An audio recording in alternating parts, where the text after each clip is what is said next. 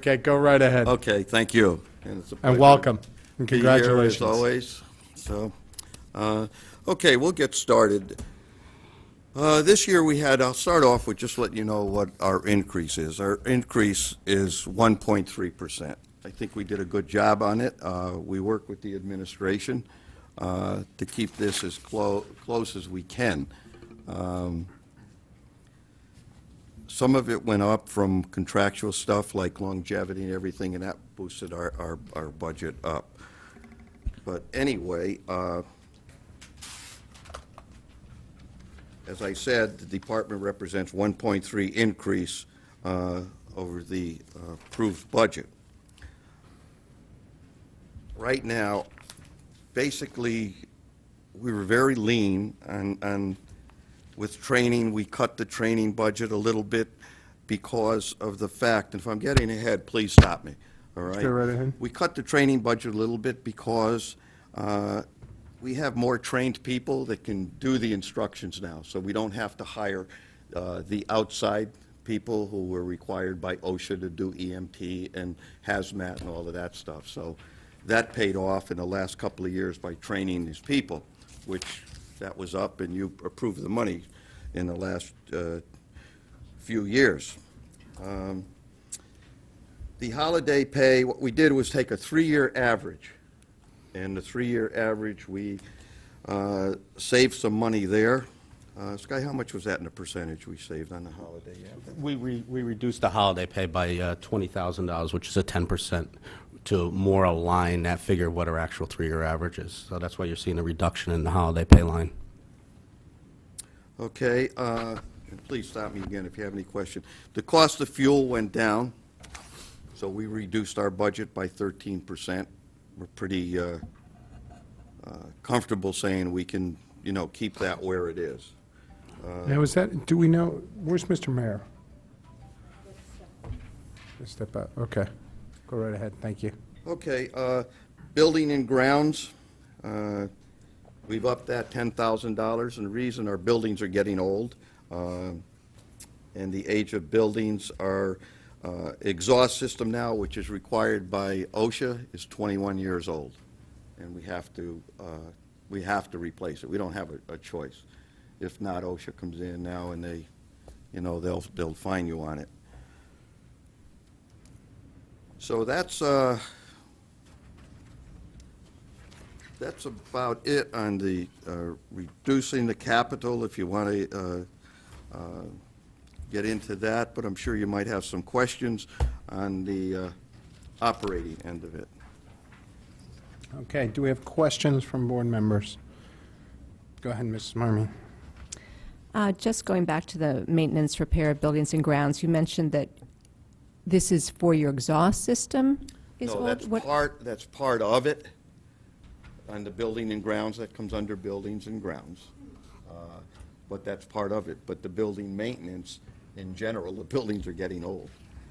So it's just the increased maintenance to maintain Increase overall. older And the buildings? exhaust system comes under building and maintenance. Are you looking to replace the exhaust system eventually? That's not in your budget, It's not correct? that we're going to replace them. We might have to replace some of them. I don't know yet. We have to call a company in, which I've already had them in to do a survey on it.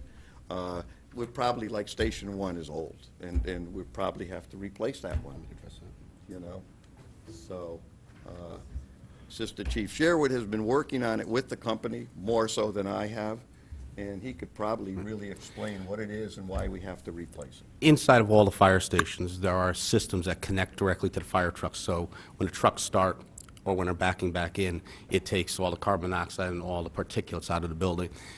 Those systems in all 5 fire stations are over 20 years old, and the mechanical components of them are becoming worn out, and we need to do. At this point, what we're looking at is doing upgrades to the systems to try to maintain what we have, because understanding to replace a system, if we were to replace the systems that we have in Station 1 or Station 2, our 2 biggest facilities, we'd be in the tune of $40,000 to $50,000 a system just to replace them. So at this point, what we're doing is putting money in the budget to keep the ones we have going. We are looking at other avenues going forward if it becomes cost prohibitive to keep repairing these systems. But at this point, it's a replacement. These systems operate multiple times every day. Okay. Mr. Mottola? Can you just tell me a little bit about how do you come up with your overtime earnings? Is it based on 3-year averages, or? On the And holiday I see pay, you have a bunch of different categories. How do you come up with those numbers? we take an average and, well, go ahead, Sky, explain. You're going to be doing this. Are you specifically looking to define what each category is for? What, Well, I think I understand what each category is for. I'm just curious how do you come up with your budget number? we come up with a budget number based on contractual requirements. In other words, each firefighter has X amount of vacation days. They have X amount of personal leave days they can take. When we look at sick leave, when we look at injury leave, we try to take a look at a 3-year average. Those two numbers are by far our hardest to predict because we have to go on averages. Okay. Thank you, sir. 92% of our budget is contractual. Yep. Just so you know that. I think you know that already. And are you fully staffed in the department now, or do you have any openings? No, at the present time, we do not have any openings. We're fully staffed. Thank you. Mr. Brown? Oh, Mr. DeWitt, go right ahead. Good evening, Chiefs. Good evening, Mr. DeWitt. You answered my question, I think. No planned vacancies? No planned vacancies? That's something that I really can't answer you because they're negotiating the contract now. So, there could be an exit if things don't Okay. go the right way. So I really can't say, yeah, there could be, 6 or 7 people out the door. We really, the answer. No, I mean planned. So last year at this time, 4 planned vacancies, and you said, I'm going to fill all 4. Okay. And you did. All the vacancies we had other than the 4. We Right. had other vacancies, so don't take the 4 that's there now. That's budgeted for, the 4 that we have now. So Okay, that's the question. They budgeted that. In the budget, 10 you years planned- ago. You planned for 4 vacancies Yes, yes, that you have no intention of filling? correct, right. And the one you're talking about, we had 4 vacancies of people who left the last time, 4 or 5 vacancies. That's all filled now. All right, Mr. DeWitt? Yeah, yes. We'll go to Mr. Brown. Okay, just on vehicles, especially your high-cost items, you have a plan, right, for when you retire them? Where are we with that? Last year, I think we went over your plan for your vehicles, especially the ones that cost, one was $770,000 we purchased last year. There's nothing in the budget, you're not asking for any vehicles at all. We have one in the budget this year under our capital. Yeah, if I might, Did I miss it? there's, in the non-recurring budget that went through this board already, Okay. there was $600,000, I believe, in for a new fire engine apparatus in that budget. Okay. Okay. That's for this coming year now.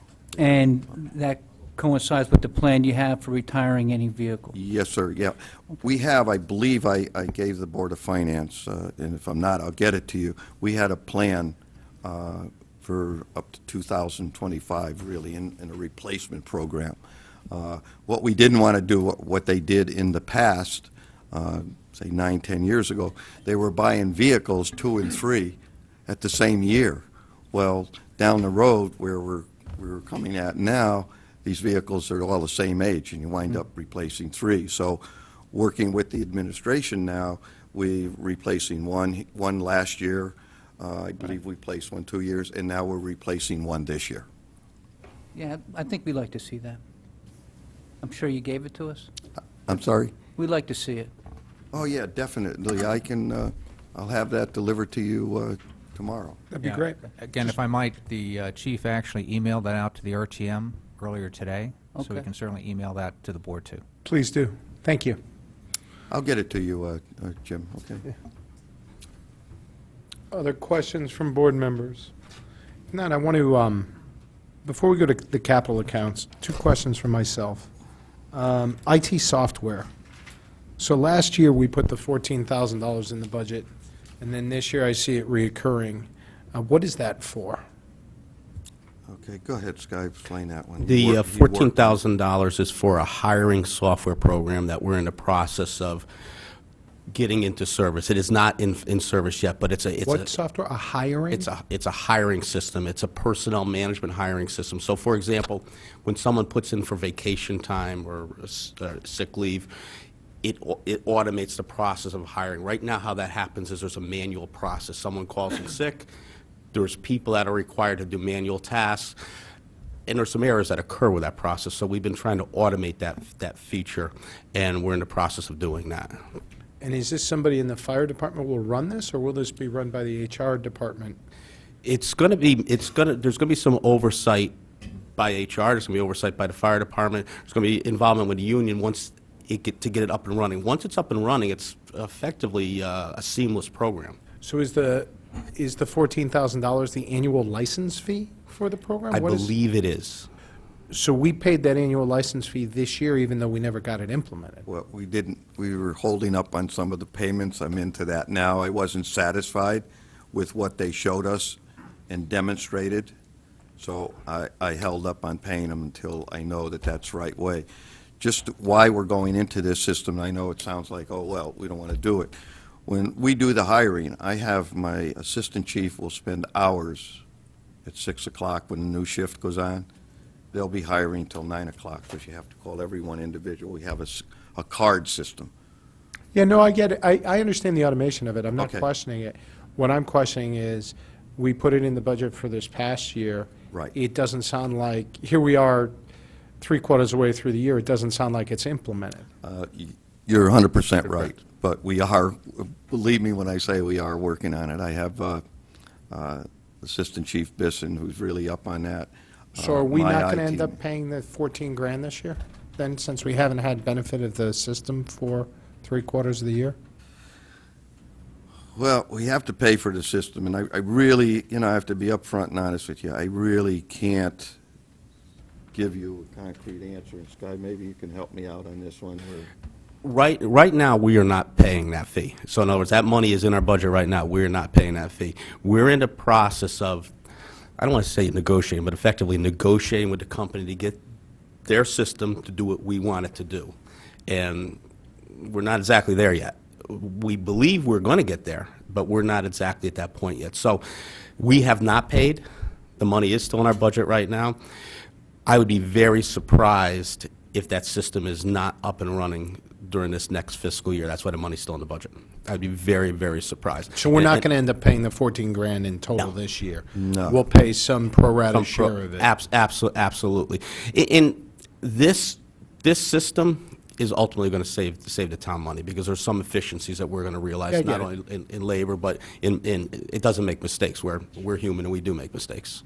Nah. But I tell you, I'm on the phone at least twice a month with this gentleman. I'm just not satisfied with him, and I won't release the money. Okay. Until it works, we test it, and then we'll pay him. But I'm not paying him right now. And matter of fact, we're in it not to go into it, but he's arguing we have to pay it and so forth, but we're not. And I have it in a year, and I don't intend to unless if it works. Thank you, Chief. The next item I had is, I wanted to point something out. On page 212 is the salary breakdown by position. And this is one of the departments at this point, we have kind of a mishmash of different contracts or different salaries, right? So some of them, the raises have been settled and they're included in the numbers year over year. And then in other portions of the contracts are not settled, so that we don't have the annual increase baked into these numbers. Right. Fair statement? Because there's some contracts that are labeled 16 Right. and some that are still back on 13, right? Yes. So the way we have, I'm sorry, go ahead. No, you're 100% accurate. There are labor units represented on this page here that have settled their contracts, whereas the firefighter unit has not, Which is the biggest number? which is the biggest number. Right, so I guess I point that out because when we look at a year-over-year increase of 1.32%, that's not actually what it's going to end up being, because the funds relative to this contract that's unsettled are sitting in the contingency lines of the budget.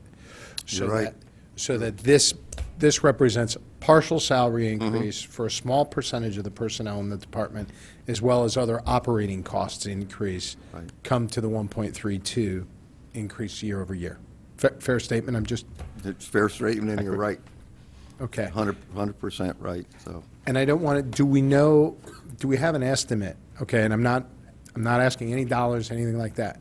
Do we have any inclination as to when this contract's going to be settled in terms of time frame? At this point, that would be difficult to put a date on. Okay, so we don't know, so we could start the fiscal year not doing this transfer of funds from contingency into. Yeah, there's no way to, until there's an agreement, Tom, there's just not an agreement. Yeah. I can tell you we're in significant negotiations right now, but I can't tell you that those will be fruitful. Okay, All right? It's certainly not enough to put a date on when that is. okay. Thank you, Mr. Tetra. And the last thing I wanted to know relative to this, and Mr. Mayor's not here, can somebody find him? Is he outside? Okay, because the question I have is, we're comparing year over year. I'd just like to do a sniff test, particularly related to the salary and earnings lines, and make sure that there's nothing popping out this year. I don't recall there being anything in our quarterly reviews, but I just want to make sure that that's the case. Do we have any large variances in our salary accounts year-to-date for the fire department? Do you gentlemen know? I was going to ask the chief fiscal officer, but he's not. Chief Physical Officer, we just get, I can't answer you on that. Right, so we need, Mr. Mayor, Linda, can you answer or no? Well, I'll wait for Mr. Mayor to Okay. join us. Please, Mr. Duet. So we had this discussion about the hiring software last year, and somebody made a statement, I don't know if it was you, Chief, this is going to save us money next year. You didn't implement it, I get it. Where am I going to see this huge decrease in budget next year because we bought this hiring software? Because we lost, I'm sorry, Mr. So the chief said, this is going to save us a ton of money because we bought this software. We didn't implement it this year, so we don't see it. Where will we see a huge reduction in budget next year because we have the hiring software?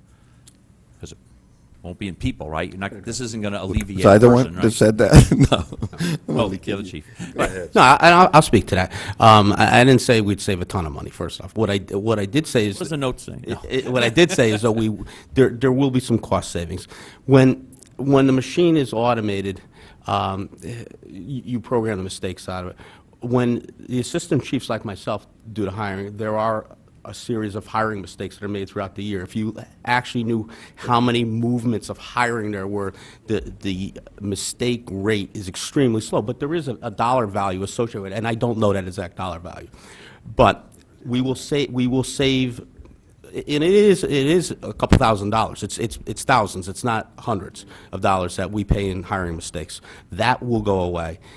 We also have the amount of time that we spend each day hiring that we can be more efficient. We can be out in the field doing inspections. We can be out in the field running training and so forth. So there will be, while you can't put a dollar figure on our time out doing field Yeah. inspections, there is a value to the community and us being able to do that as opposed to hiring when there's an automated system that most fire departments are currently using. Right. So it's a cost avoidance maybe more. So instead of spending 6 hours a day, you're spending 1 hour a day. Or less. Or, well, right. Okay, got it. And this is something that we have to do. We have the minimum manpower. So every day, we're doing some hiring. People are out, people are on vacation, people are sick. I'm always sensitive, Chief, to when we say, we're going to hire more, we're going to offload more work, and then next year, we haven't reduced any manpower. So. I When we understand. say, we're spending extra money, it doesn't come out anywhere else. It's cost avoidance, and I get it, and it's better that you're spending 8 hours doing chief stuff rather than, 6 hours doing chief stuff, right? So, I get it. Okay, thank you. You can, Mr. Mantola. So the other thing I think you were saying is, if you make a mistake and I take it offer an overtime opportunity to someone who wasn't entitled to that, you could be subject to grievances by the union, which could cost you money in Correct. the long run, correct? Okay, so the idea is to try to avoid that, which will save the department money. Correct, and there will definitely be a savings realized there. Thank We you. make the mistake, we bite the bullet. You have to bite the bullet, so you want And to, it costs. gotcha. Thank you. Mr. Mottola, you wouldn't be an employment attorney, would you? I deal with that on the side. Yeah. I didn't know what you were answering. All right. Any other questions right now? Seeing none, I'm going to go, I want to go to the capital outlay for this department. So we've got 4 items. And can you step us through these items briefly, please? Okay, our breathing apparatus, which we come in every year, we have to replace. With the requirements, for example, the air tanks, they have a lifespan of 15 years. They could sit on a shelf for 15 years. And by NFPA and OSHA, we have to replace these tanks. So these are required replacements for Yes, number 1? yes, sir, yeah. Yeah, Okay. Mr. Flynn. Definitely on that. We have that down pretty much because if we go back and remember, I'll use the word 7, 8 years ago, 9 years ago, we kept putting this off every year, and I'm sure you remember, and what cost us back then, $800, is costing us now about $1,400, and so forth and so on. And then one year, I could remember coming in here asking for something like 20 and 30 tanks, where I wanted to buy 5 every year or 10 every year and keep the cost down. That was turned down, and all of a sudden this happened, and we got back on track now with ordering X number a year. And this is working good. It's mandatory. We have to do it. It's not even that we have a choice. Okay. Any questions on that item? Seeing none, let's go to item number 2, the iPad mobile inspection program. Okay, I'll start that off, and I'll let Skylar take that. You know, we have mostly our fire marshals, they're out in the field, okay? They take notes, and they have to come back to the office, enter this in the computer, or if there's some discrepancy or violation, they have to look this up and come back to the office and look up what the state statute is. Right now, when they're out in the field, they can put all of that, really, and stop me if I'm wrong, they can put all that right in with the iPads. They don't have to come back early and waste 2-3 hours putting all that in. If they want to know any of the fire code, which there's so many of them, they can go right in on the iPad, find all this out, and take care of all of this right when they're on site with the thing. It really is, it comes down to the efficiency of the fire marshal, and that's the big gist of it. And even our assistant chief, when they're out and there's a violation in the middle of the night or something, we don't call the fire marshal in, and he can go right on his iPad and go right in there and find out what the code is and enter it in, so the next morning it will be in there where the fire marshal can go out and clean all that up. Even with new building construction, they can do it right on site. So this is very important to get this system going in this day and age, is what it comes down to. Thank you, Chief. Do we have questions and comments on the system? I actually do. So the request is $8,000. What do we get for the $8,000 in terms of numbers? What is Okay, that I'm going to let one of $8,000 my pay for? experts answer that. Go ahead. What you get for the $8,000 is the iPads, the software program, and the support that comes along with the software program, because certainly $8,000 seems a lot for 4 iPads, but what it is, it's the software program, the licensing for the software program. The software program that we will be using for this integrates into our current record management program and Training too, integrates into our all of our incident management programs too. And there's a training component when we get this up and running, where we will bring the company that we're purchasing this from, Firehouse. They'll come in and actually train all our inspectors on how to use that. And what's the ongoing cost? So this is the upfront cost of implementation and buying and acquiring. Then you have an ongoing. The ongoing cost is minimal. I don't have the exact dollar figure, but it's not like the other software program we're talking about. We already have licenses through this company called Firehouse Software. It's how we manage all of our incidents, and it's basically rolled into that. It's minimal. But then you have the cost of the iPad, the connection, correct? The internet connectivity for the Right. iPad, you have to pay that cost. We have to pay that Right. cost as well. And what is the useful life expectancy of these iPads in this position? We haven't projected what the useful life of them are. I would assume we're looking at 5 to 7 years so for them. Really? Right. That seems to be what our neighboring departments that have them. We know one of the departments that we've been reaching out to get information. They've had theirs in service for 5 years now. So, and you were going to my next point. We're not early adopters of this, so we're not going to have a lot of problems with this. We are definitely not early adopters. Most fire departments, certainly our neighboring fire departments, are using this iPad technology just for the efficiencies that it brings and the customer service that you get from it. Okay. Thank It you. does save so much time out in the field, coming into the, into the office, looking this up, doing this, and then going back out. Okay. Pardon? Yeah, and it keeps them out, as the deputy said, it keeps them out in the field longer. Productivity for their time. Yeah, yeah. Deputy, did you have them in Yonkers? We didn't. They're looking at it now. Are they? Okay. Yeah, we're working on I was some just other curious projects. if you had experience with No, these. but I know it's been out there, and it's been successful, many departments. Thanks. Good answer. We're breaking All right, in well, any- he's been around. Any other, Dave, Mr. Becker?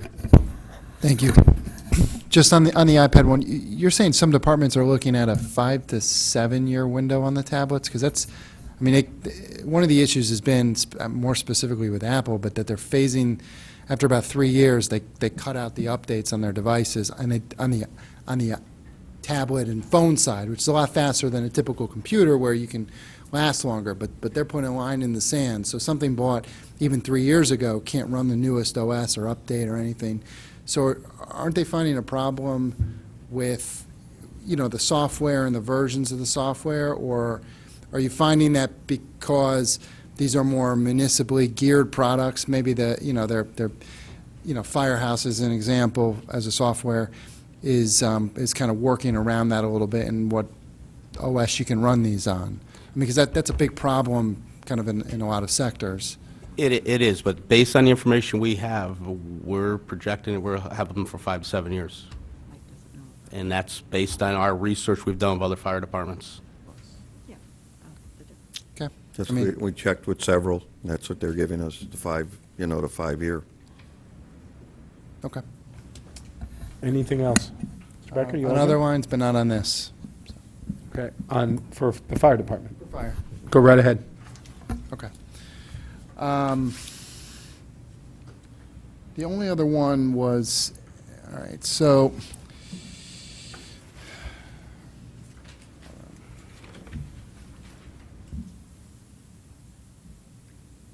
all right, so start off in capital. So you don't have any, your trucks are going through the bonding side, I get that, but you don't have any of your car, I mean, there's no request for a car this year or anything, because we've seen that in the past. Then you get them down through PD.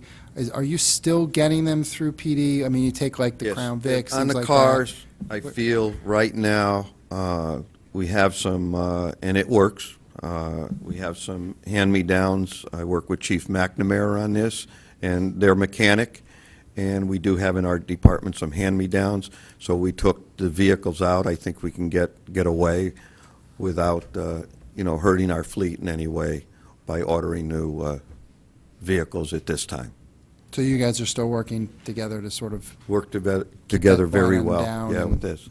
The police department has been, we know we'll use a detective car that doesn't have as much mileage on as the other car, and that's been working out, Does it cost money to get that car in shape? Yes, but, it's not where it's hurting us in any way, and I'm not even worried about it. We have vehicles which we can, if we have any breakdowns, we have spare vehicles to work. So I'm not even concerned about it. Okay. We talked about it, and working with the administration, we held up on that to keep our budget in line this year. yeah, no, And I don't that's see a great, but I problem. didn't know what where Okay. that stood, because we've seen them kind of come in and out and Mhm. tried to have you go that route, so. Okay. I think the only other comment I would make on really on the vehicle side, and I say this every year, I say it during capital, but my view still remains that at some stage, having a stable line item within the budget to deal with the trucks over the course of the year, so that plan is paid for not through bonding, but through a stable line item, would be a goal that would be nice to be, that we could hopefully work towards. Obviously, that would take the boards, the departments, but I've brought up in the past, I feel like it's a good time to kind of say that again. I know that it certainly comes with costs within the budget, but I feel like we're paying it out with interest on the bonding side, and if you look at that long-term plan, it's over a pretty lengthy period of time. So I again, kind of just, float that out there as, I'm sure we'll pick it up when Capital Summit comes up, but it would be it'd be nice to do maybe a more serious look at that. We've done that with, obviously with DPW now. I mean, that's where I'm at there. And then just one other thing is if you can get us maybe an update, even if it's in 2 months from now outside the budget, but this $14,000 for the software, where you land with that, and just where the money's coming, and if you were able to come up with something where, even if you pay out the 14 grand because it's due, that the time period on the contract is really from, March to the next year or something along those lines. So just wherever you land, that'd be helpful. Yeah, I well, would we think can- during the implementation and my experience implementing software like that, there's usually kind of a window where until you're ramped up, they oftentimes there's some leeway there. And anything with emergency services, and I've done it on a smaller scale, but it certainly takes time to get it in place, so Right. it's not, Yeah, so no, we I can- get that part, I just don't want us to have to pay out. Yeah, we can do that for you. Yeah, just and then to you're keep around us enough looped. where we can work with Exactly, you. but I think it'd be helpful, send it through the board, not just me, if you would. I'm good, thank you. Thank you. Thanks, Let's guys. go on to item number 3, the capital outlay, which is the 10 rescue life jackets and 10 water entry dry suits, water rescue equipment. Right. We're getting more and more involved in water rescue, and there's more calls every year. Matter of fact, the last year we had the barge on fire. We've had several boat fires this year. We had numerous rescues out there. There's more boats out there. There's more people getting out there into the field. So, as you know, Bridgeport, we have their boat, which they gave to us at zero cost. That's working out well. So we have to now, we need the proper equipment now, life-saving equipment. We're using old stuff that's outdated, and we're doing more and more of that. We work closely with the police on this for the rescue. When needed, with the police, we assist the police, and it's getting more and more. In other words, the calls have not went down, they're going up, and now we have to replace the old obsolete equipment.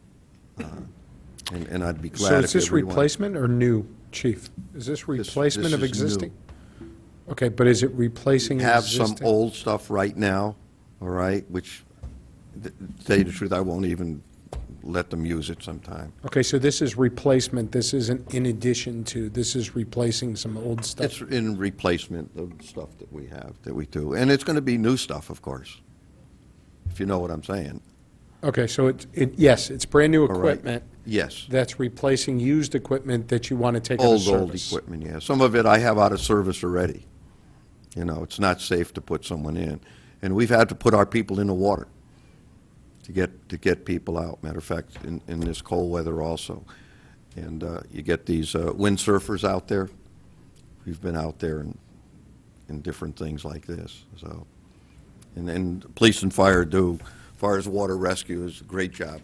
I really have to say that we're very fortunate in Thank you, Mr. paper. And we DeWitt. had boat fires at the docks, which this past year. Yeah. Thank you. Mr. DeWitt? This brings up an interesting question about who is actually responsible for water rescues. A rescue is to be accomplished at Lake Mohegan, comes into 911. Who does 911 dispatch? Dispatches, fire, and police. Fire and police. Yes. We're the ones that have all the gear right on our apparatus. When we respond, the immediate response, we're ready to put our gear on right from the apparatus and go into the water. So police department owns no boats, no rescue? Oh, the police department has boats. But we're talking about the people that have to go into the water and do the rescue. So police officers would never go into the water? I can't answer for Chief McNamara. Chief? I'm just Yeah, curious. no. I'm just It's a- curious. It's a if good we're- question, but I don't want to say yes or no. Chief, go ahead. You bring up Lake Mohegan specifically. We've had instances there before. Some of what we do is 911 will dispatch everybody. So the fire department has unique equipment that they utilize. So they'll deploy their inflatable boats or whatever they can to get on the water. We have a rescue dive team. So if you use the example of the tragic incident where the 10-year-old girl drowned while in an area she was in, fire department responded, police department responded while the search is beginning, as well as lifeguards in the lifeguard area trying to head out into the water area.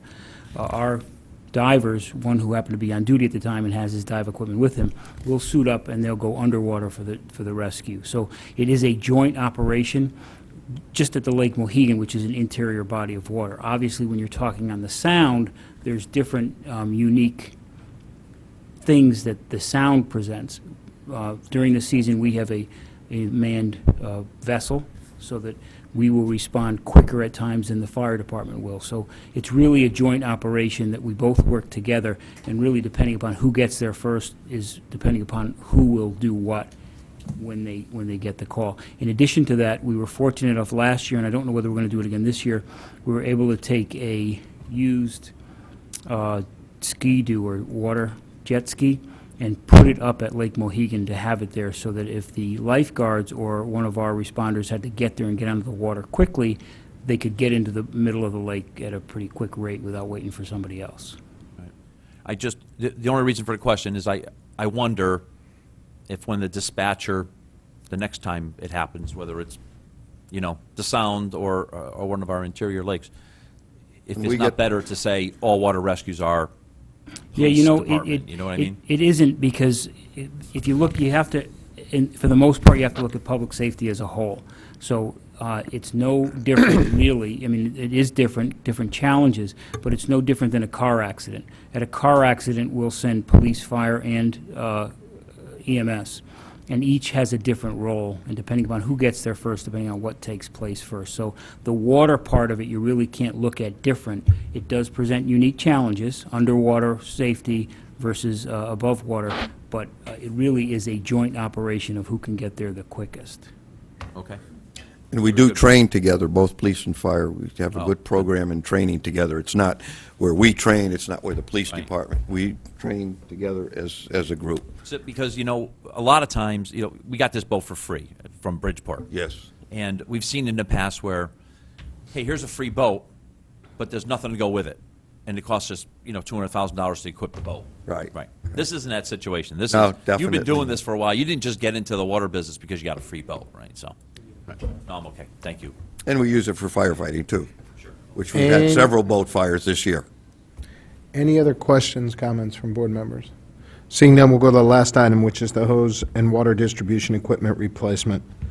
So is this remind us, is this a standard annual replacement? Yes, pretty much. We have to, by NFPA and OSHA requirement, we have to test our hose once a year. Again, it has to be tested by the NFPA and the ocean standards. We usually use, when we test this hose, we usually lose about 1,500 feet a year. Now, you'll say, well, I know the next question would probably be that, do you use it that much? Well, no, it's not that we use it. We do use it quite a bit, but it's in the apparatus, and it's there, and it's bouncing around. It stays in there, when we test it, there are phases in it, the couplings and everything, and they break, and we have to make record and report on that. But overall, we do pretty good in what we do, and we use it quite a bit, not only for fires and the testing, we also use it quite a bit at drills, which preparing ourselves for it. We'll drop 1,000 feet of hose like that. Thank you, Chief. Do we have any other questions from board members? This item? Seeing none, for the fire department budget as a whole, is there any other questions from board members? Mr. Mayor, we had a follow-up item, which was, year-to-date, where do we stand on the salaries, on the salary lines compared to budget? On? I can hear you, I don't know what that means you're on. No, light here. I'm not. There's one right next to you.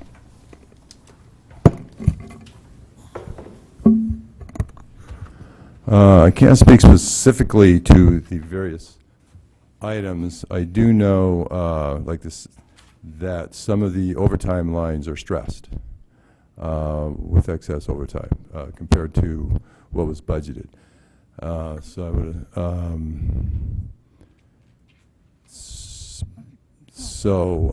the fire department has had some injuries, some hospitalizations, some vacancies, and they have the minimum manpower, so that's put stress on the overtime. That, based upon the latest information I have, without actually analyzing the numbers, the fire department's expectation is that there are savings in other areas of the department this year that they think they'll come in on balance. Could you do a brief analysis for us on this and where they look like they're trending, just so that before we vote on these line items, we know that we're not already underestimating? Certainly. Thank you. Are there any other questions, comments from board members? Seeing none, I'll open it up for the public for any comments. None. Back to the board. Okay, so I'm going to call this one over, and we'll go to Budget 4090, which is hydrant and water, same cast of characters, and that's on page 227 of our budget books. Hey, that, excuse me, that was reduced by 3.6%. That went down. We have a letter which I gave to Mr. Brown to explain. I do have copies, and I didn't want to interrupt when we started. So, Deputy, if you would just pass these out to the members. This is a letter from Aquarium, from the hydraulic company, that they reduced their cost. They have a new management system, and it reduced down our cost. And that's the letter from Aquarium, the hydraulic company. And that went down 3.6%, as I said, that we're saving. This actually went down, this says 5.6%, unless I'm reading this letter wrong.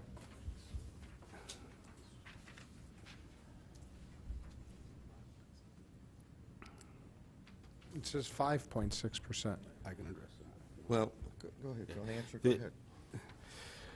When we received the letter, Ms. Gardner and myself did some research with Aquarian, and the reality is that while there is a 5.6% credit, there are other associated fees, and there's additional hydrants that actually allow us or have us net out at the 3.66%. We're saving $61,838 this year on it. So while it does say 5.6% credit, it doesn't net out for us exactly like that because of water main usage, feet of water main, number of hydrants, and so forth.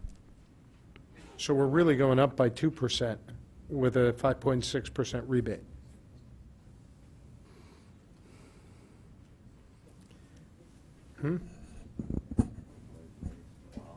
That's how the math works. It does appear that way. It does appear that way. So what's going up 2%? We do have some additional hydrants. There's 1,600 and one hydrants in the town of Fairfield.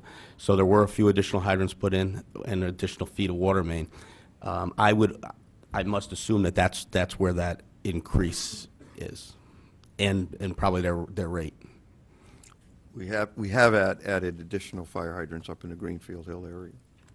How many? I would give you a false number. I don't know. I will find out for you. It'd just be good to know, because this is masking a Yeah, 2%. I don't want to say 10, I don't want to say 15. I know it was in that particular, and plus we pay so much for the water lines that go in. You pay so much per foot. Right. You know, to give you the exact number, you know, I can't give you an exact, I can give you a number, but it's not going to be, you know, an exact figure. And that I could give you if you give me a day or so. This Now, budget please. line is effectively driven by the bill we receive from Aquarian. So Yeah, in the other words, largest the largest number is the aquarium bill, which means that actually the other stuff had to go up substantially more to make 2% of a dent in an overall $1.6 million budget, Correct. right? So that extra 2%, there had to be a lot of differential if you're getting a 5%, a 5.6% reduction in the rate, right? Right. Those changes are out of our control because we received the bill from Aquarian, and that's the dollar figures we use. Yeah, I'd just like to know what makes up the 2% that's not part of this. I understand. Is it, you know, And we get additional hydrants, the numbers additional from this, the additional hydraulic that? company. Yeah. Yeah, but what did we do differently that's raising our cost? Or did we do understand. anything differently that's raising? We our did, cost? there's nothing that the town of Fairfield or Fairfield Fire Department would have done differently to raise costs. In other words, we don't pay a per gallonage use of water, so it wouldn't be something like that. There were a minimal number of hydrants added last year. I don't want to give you an exact number because I don't have that number, but it's a small number. And that's what I don't, I have no doubt, I'm just having trouble comprehending on a $1.6 million budget item, 2% increase, what's driving that if it's not rates, where we're getting a discount of 5.6%, which is the largest driver of the budget in this area, right? We'll get you more information on that. Yeah. No, thank you for that. But the rate's down 5.6%. That's right. So something went up Something else is going up. 2%. Right. Mr. Becker? I mean, the increase from 1571 up to 1601, right there is 2%. I mean, this is in part driven, in large part, by the amount of hydrants we have, right? And that's what I want to see. So, yeah, I mean, certainly get the backup. I mean, but if you read your explanation, it discusses 1571, which is probably the older number, the up-to-date number. So that's probably last year's number, I'm assuming, at the time of this narrative. Page 226 is the 1571, and then you just mentioned that we actually have 1,600 in. Correct. That is And- the information we have one of our lieutenants is in charge of our hydrant program, and actually on my way here tonight, because I anticipated you asking a question about that, I asked him how many hydrants we have, because I wouldn't know the number off the top of my head, and It's he said 1601. So I'm assuming his number is accurate, and this number here that's in the book is probably last year's number that wasn't updated. Yeah. I will Certainly. check that for I'm just- accuracy, though, I'm and pointing get out you that information. It netted to just about 2% right there. So. But that's just a 2% increase on a lesser cost, so let's see. Yeah, course. Mr. Chair? Yeah. Yeah. Yeah, basically, the budget's built on We've added a letter from Aquarian dated February 4th, 2015, that basically said that the fire service charges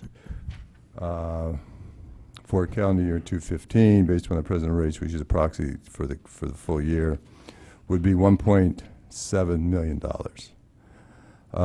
This letter also said that this did not include the 5.6 or the 1% that was talked about in the letter of December 22nd. So also, according to this documentation, there was, in 2014, there was one hydrant added and 2,164 inch feet added, which is a minuscule amount compared to Right, our total inch exactly. feet, right? So as I understand it, there was first an increase in water rates. So there was an increase in what your charge would be, and then after the increase, you got the decrease. Right. So the net of the increase, the decrease, And that's, I'd just like to see the ins and outs to know that's what it is and not something else we're doing differently, like adding a bunch of hydrants. And I'm not saying that's a wrong thing to do. We just Right. need to understand yeah. that. According to this, we added one hydrant. Right, but according to the numbers we just saw, we added 31 hydrants. So I don't know what's right. 29. 29, whatever. But the letter says that we're going to get a 5.6 credit till 2017. So next year, because you won't add any more hydrants, I can't imagine how we added 29 hydrants, to be perfectly honest with you. I mean, next year should be 5.6, right? I'm relatively positive we didn't add 29 hydrants. I am sure I this don't is. know, I don't know this where is we a- did- where would we add This is 29 this is probably somewhere between what's in the budget book and the 1601. And like I said, we have Rounding error. someone that's managing this program, and he told me there's 1,400 hydrants. If you remember when we talked about last year, that Burr Street area, up in that area, we put in quite a few hydrants, but not 30. You're 100% right. Yeah, I mean, 30 hydrants is a That's right. That's a lot. That's a lot of I get the hydrants. That's exact like number. taking over Lake Mohegan and putting houses Yeah, in there. yeah. Stuff, No. right? I mean, that's a lot of. All right, And new development. let's just get the answer, because we could Yeah. speculate all Yeah, night. Let's because just we get got the new answers. developments where we have to put in hydrants. Thank you. Any other questions on these line items? Seeing none, I'll go to the public. Anything on hydrants? None, we'll come back to the board. We've got nothing, we're done with this one. Okay, we're going to go to 4110, which is emergency management. Page 229. 228, 229, thank you, Chief. Okay, the emergency manager, as you know, that is designated by the state as the emergency manager for the town, which we work together as a group.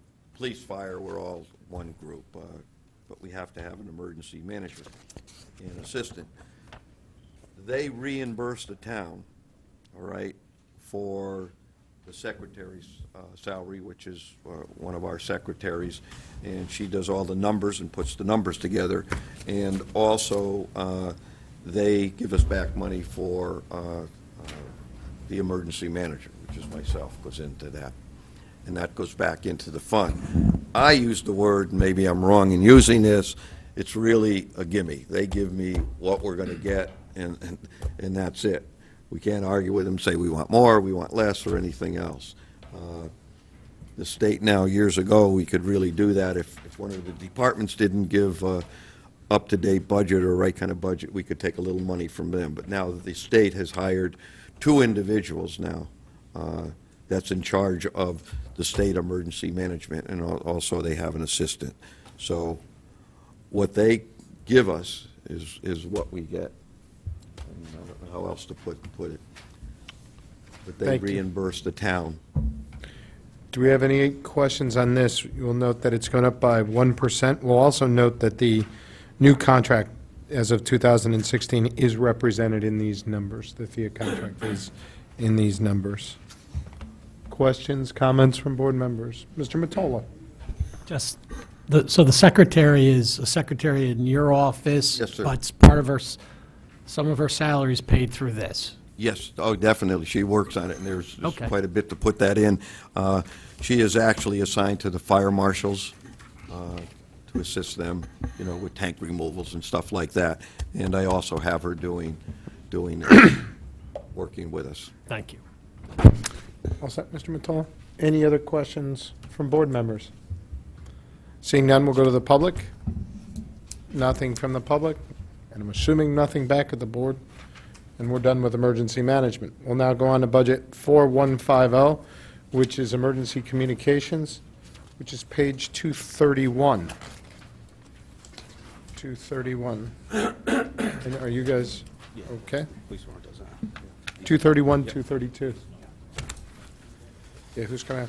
Before we say goodnight, I do want to recognize one more time Chief Fellner, pending retirement coming up, and we want to wish you the best of luck and thank you for all your years of service. We're going to miss seeing you annually at these budget hearings. and I'll we probably appreciate be it. here, but I'll miss you too. Well, I don't know if I'll miss it, you know. Sometimes. I'm not going anywhere. I'm going to be around town. Maybe I'll be sitting next to you in a couple years. you Who go. knows? Who knows? So, anyway. Good luck. That'd be fun. Oh, yeah. No, I care about Fairfield as much as you do. I was born and brought up here, and all my family was, and we lived here all our lives. So, am I going to miss it? Do I love what I do? Yeah. And I always say, you know, if you like what you do, you never have to work a day in your life. And I've had a good career, and I definitely. I think you just admitted you never worked. Well, you know, it sounds good, doesn't it? But Well, no, thank thank you for everything. I really enjoy working with you.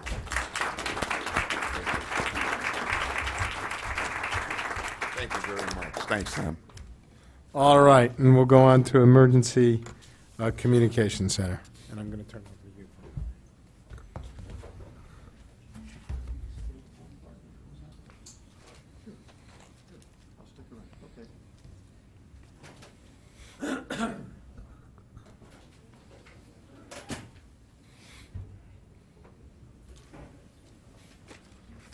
Chief, welcome. Welcome. Yeah, just as most of you are aware, and if you're not, the Emergency Communication Center does fall under the police department. That's why we are here presenting the budget. However, some items, as you may find in there, are represented by requests from the fire department. So I have Captain Don Smith here, who oversees the 911 center, to kind of give an overview and review, and then certainly here to answer any of your questions. Any questions from board members?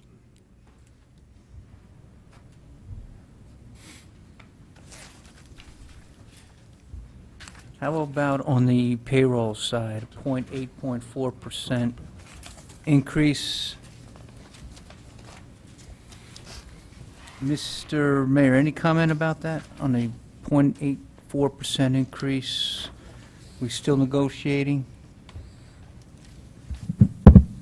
The increases in the payrolls should be strictly from step increases and longevity increases. Any other decreases would be included in the contingency account.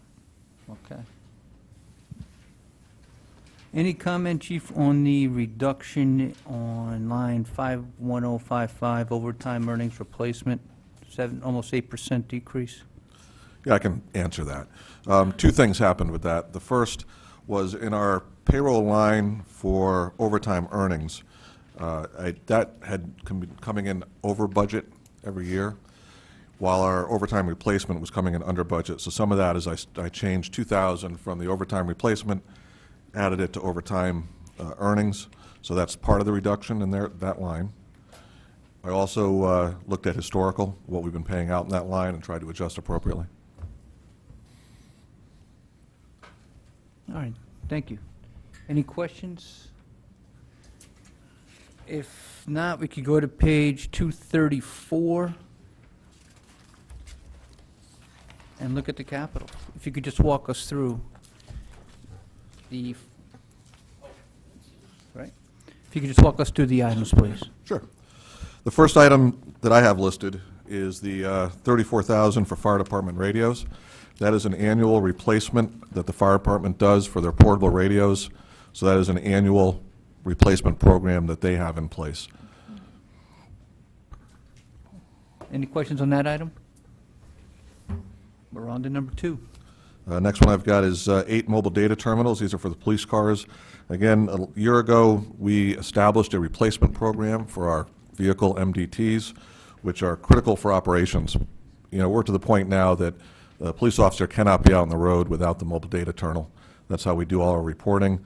They get all their information from dispatch and access our records management system. So the plan we put in place was 8 mobile data terminals per year. So that's where the 46,896 come from. Go ahead, Mr. DeWitt. Okay, I think I probably have a different order than you have. Sorry about that. Okay. So any question on the mobile computers? Okay. I'll skip into the iPads. The fire department has requested 4 iPads for their apparatus. And the way we break down ECC, that's responsible for all the communications, both the infrastructure, the vehicle communications, and portable communications. Out of that, they've switched from using the mobile data terminals that the hard computers that we used to have. They have now switched over to iPads for their apparatus, and this is a continual just updating, so they've requested those 4 new iPads for the fire department. Cheaper iPads than the fire commissioner is getting. They're getting 4 for $8,000. You're getting 4 for $3,600 here. Yeah, well, I think they're actually paying for a lot of the programming that goes on. I think that was a specific program that what I heard that they're paying for. Ours, they're getting the iPads, and the dispatch program is a lot less expensive.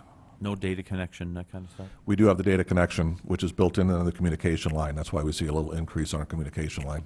So the data connection is paid with the $3,000, or is that just acquisition? That's just acquisition. The monthly fee for the data package is paid out of the communication line. The other iPads, the communication was included in the line item, wasn't it? Was it not? Oh, no, that was the $14,000 for the total. Never mind. Okay. Mr. Flynn? Question.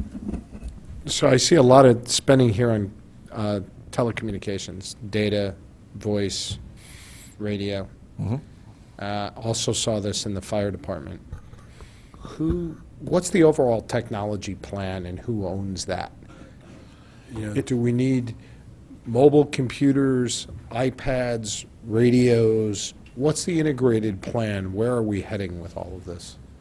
Well, it's broken up between the three departments. Police department takes care of as far as some of the data, like the iPads is under PD budget. ECC does the vehicles, so we talk, like these iPads for the fire department go to vehicles. And that's why you see a separate iPad under the fire department that are going to people.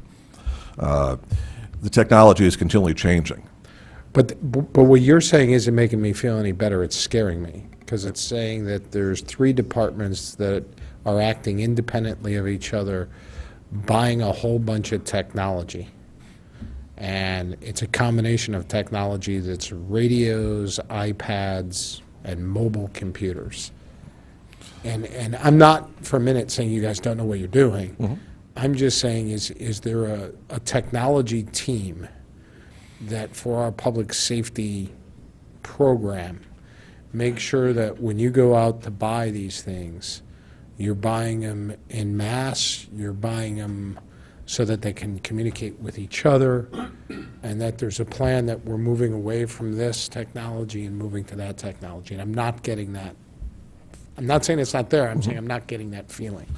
You know, if I may, as you recall, last year we put in for an IT position within the police Yep. department, and that position was recently filled. And when it comes to technology, because you mentioned a lot of technology, you mentioned mobile data terminals, you mentioned Right. phones. It really, our communications really depends upon a lot of different modes. Radios obviously is an important aspect of it. So we all work in conjunction with each other. If you look at, say, the ECC as the mothership, meaning that all of our CAD services, so all the calls for service come in and are entered into CAD. Some of the mobile terminals and the computers, and granted the move is moving towards the iPad because the vendor for the CAD system that we utilize is moving towards a platform that may support iPads. That deals just with data, so it's calls for service, it's information that exchanged between the mobile vehicles, be it police cars or be it fire vehicles, with the ECC. So what you're seeing now is that slow transition to a more cost-efficient computer base, which is going to be the tablet. Obviously, the fire department, and I can't speak for the fire department, they are here, but they're moving in that direction quicker because... But that's what I don't see. I mean, I think what you're saying is right, but nobody's put the pieces together for me so that I can see where we're going to end up, what's the prevailing technology, when do the other pieces get retired, and what is it used for? Yeah, from the police perspective, our goal is to move away from the more expensive mobile terminals within the vehicles. Don might be able to answer the question a little more accurately than me, but the cost-wise, but the cost of those mobile computers in the car are very, very expensive. Probably six or $7,000. You know that we come through and ask for them. I remember we just bought some over We the do. last We have a few- right. replacement plan in place, and I'll let Don speak to that a little bit. What we're looking to do is, as technology becomes better, we're looking to become more efficient, and the iPad platform from a police perspective is probably the route we're going. However, the CAD system that we utilize right now doesn't support that. And that still probably doesn't answer your question, but I'm trying to give you the direction that I believe we're headed in when it comes to technology as it relates to public safety. Thank you. Yeah, and we do, the fire department and the police department all work together and do develop where we want to go. And the tablet-based system is where we want to head. The fire department is able to do that quicker because the applications are there for them to utilize. We haven't, in the law enforcement side of it, our developer has not been able to get to that point where we could say we're going to be switching over next year. We're hoping that that's going to occur. We're having regular meetings with them. So we're still in the cars relying on the mobile data terminals. The long-term plan is to move toward a tablet-based system when it becomes available. So we're buying, right now, we want to spend $47,000 to buy mobile computers here, right? Correct. In And a part of couple of that years, is, we could say we're all iPads, so this 47,000's over. Yeah, that's correct, and that's kind of where we're looking to go. As you can see down, one of the items down listed there is So- item number 4, which deals, and I'm sorry, did I interrupt you? No, I was going to say, so why am I buying the computers now? Why don't we just say, hey, use what you got for a couple of years, or come back to us mid-year with a technology plan that says what you're going to do? Because there's no, we're at the mercy right now of our vendor, and our vendor has given no indication that the iPad, where they want to be too, because it's a vision of theirs also, that the iPad is going to support all that we need it to do. So that's why we can't just say, let's hold off on buying any computers. We have this computer replacement plan in place because the computers are so vital to our police operations. Our goal would be to transition to an iPad. We can't necessarily fully get there until we have the reassurances from CAD that we get from the vendor that supplies the vendor services that we can get there.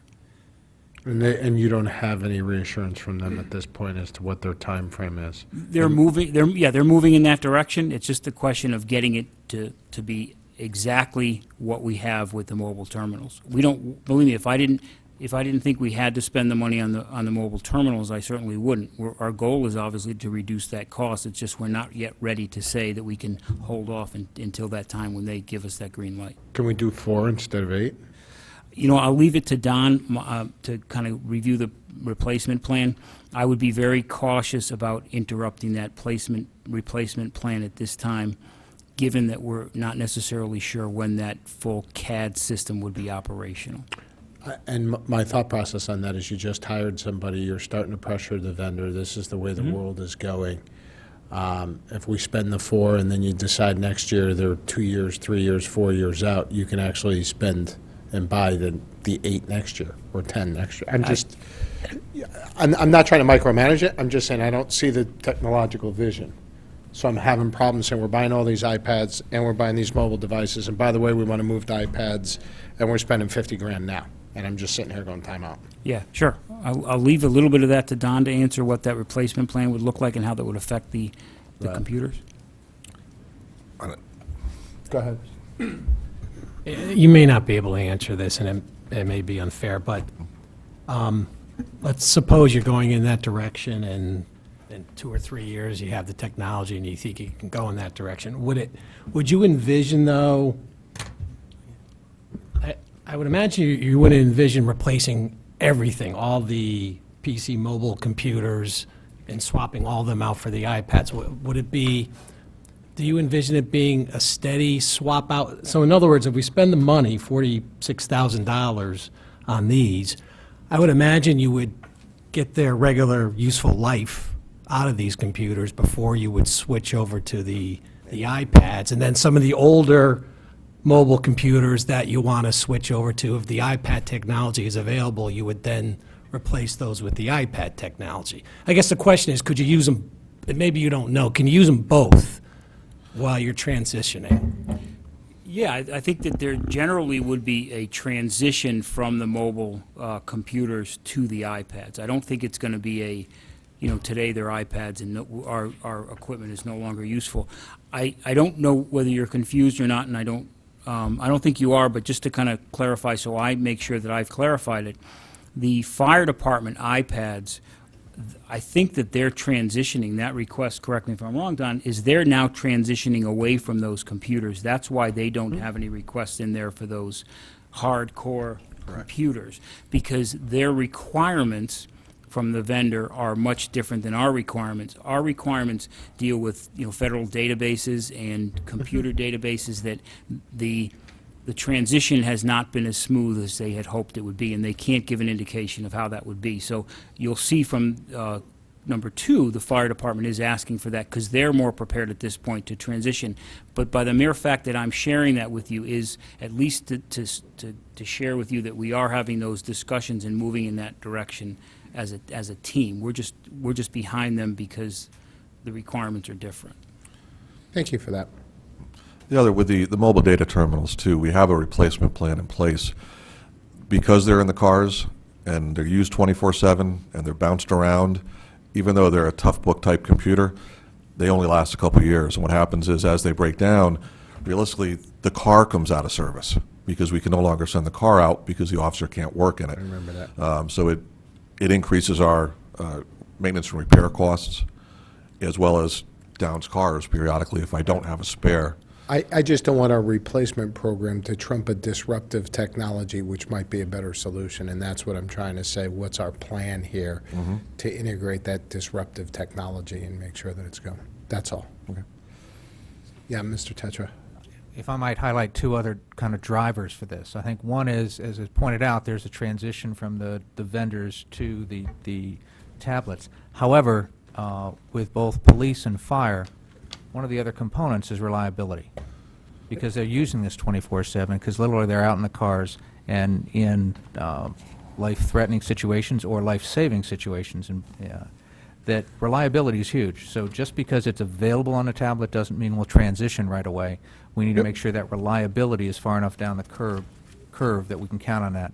The second thing, and this I think applies more to the radios, but it may impact some of this too, Captain Smith, if you can help us out, is the regional and Homeland Security impact of this, because there's more communication taking place between departments that has to happen, and I know that we've been replacing radios over time because of the overall Homeland Security, the regional approach, and that's also one of the drivers in some of this. So could you highlight us on any of that? Well, yes, I mean, we are getting more and more regional applications and information sharing than we've ever seen before, and those systems are moving forward. Radio system in general, I mean, our radio system will have to be changed in the next couple of years. We're being forced off our current frequencies in about 5 years, I believe, which is going to necessitate a complete radio system change for us. And we're currently working on that, and that'll be coming forward in the next year or so. So that is another important consideration. And currently, like I said, we just the tablet, because the developer isn't there, and I don't know when they're going to be there. Right. The tough books are still critical for us. Thank you. Mr. DeWitt. I share Chairman Flynn's concern about spending $50,000 versus, 4 on iPads. And I get it, they're not the same thing. But I think the answer to Mr. Matola's question is, would you use it until its useful life was done and then replace it? Is probably no. These things will probably have a more useful life than, the software and the technology would probably outpace the actual physical thing. But, and I don't want to take a lot of time on this, but this is an incredibly frustrating conversation for me because, and this has nothing to do with you, but we should have an IT director here telling you, our police chiefs, what to do with this system. Because just like the fire chiefs were telling us that they're spending time on hiring software and stuff like that, you're spending your time not running the ECC, but managing iPads versus computers. It's a very frustrating problem, and I'm just foreshadowing my March 24th comments to the IT director, but it's very, very frustrating to me that we're talking to two of our highest-ranking police officials about radios, right? I just want to comment on that a little bit, and I mentioned that at the beginning of the discussion on computers. We did hire in the police department an IT person. Yes. Who's very familiar with the town operation, and we're getting him up to speed on a lot of the ins and outs of the specifics of the police, and I know that he is, as time permits, also becoming a resource for the fire department as they move forward on their things. Some of these discussions are put forth with his input. I don't necessarily think that he is up to the speed yet that he could come and present this stuff with the authority that he needs to have. But I believe that at one point, the benefit, as I said last year, of having a public safety IT, an IT person that just does IT, will free up the police resources to do what we're meant to do. And I completely agree. We had this discussion last year, Yeah. and I might have even brought up, why are you hiring an IT guy in your budget when we have an IT guy, right?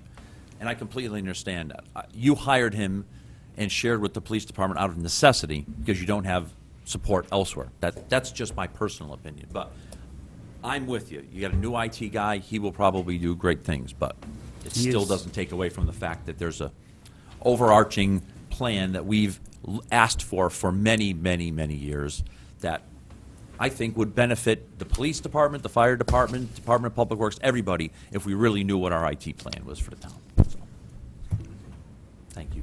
Thank you, Mr. DeWitt. Any other questions, comments on this item?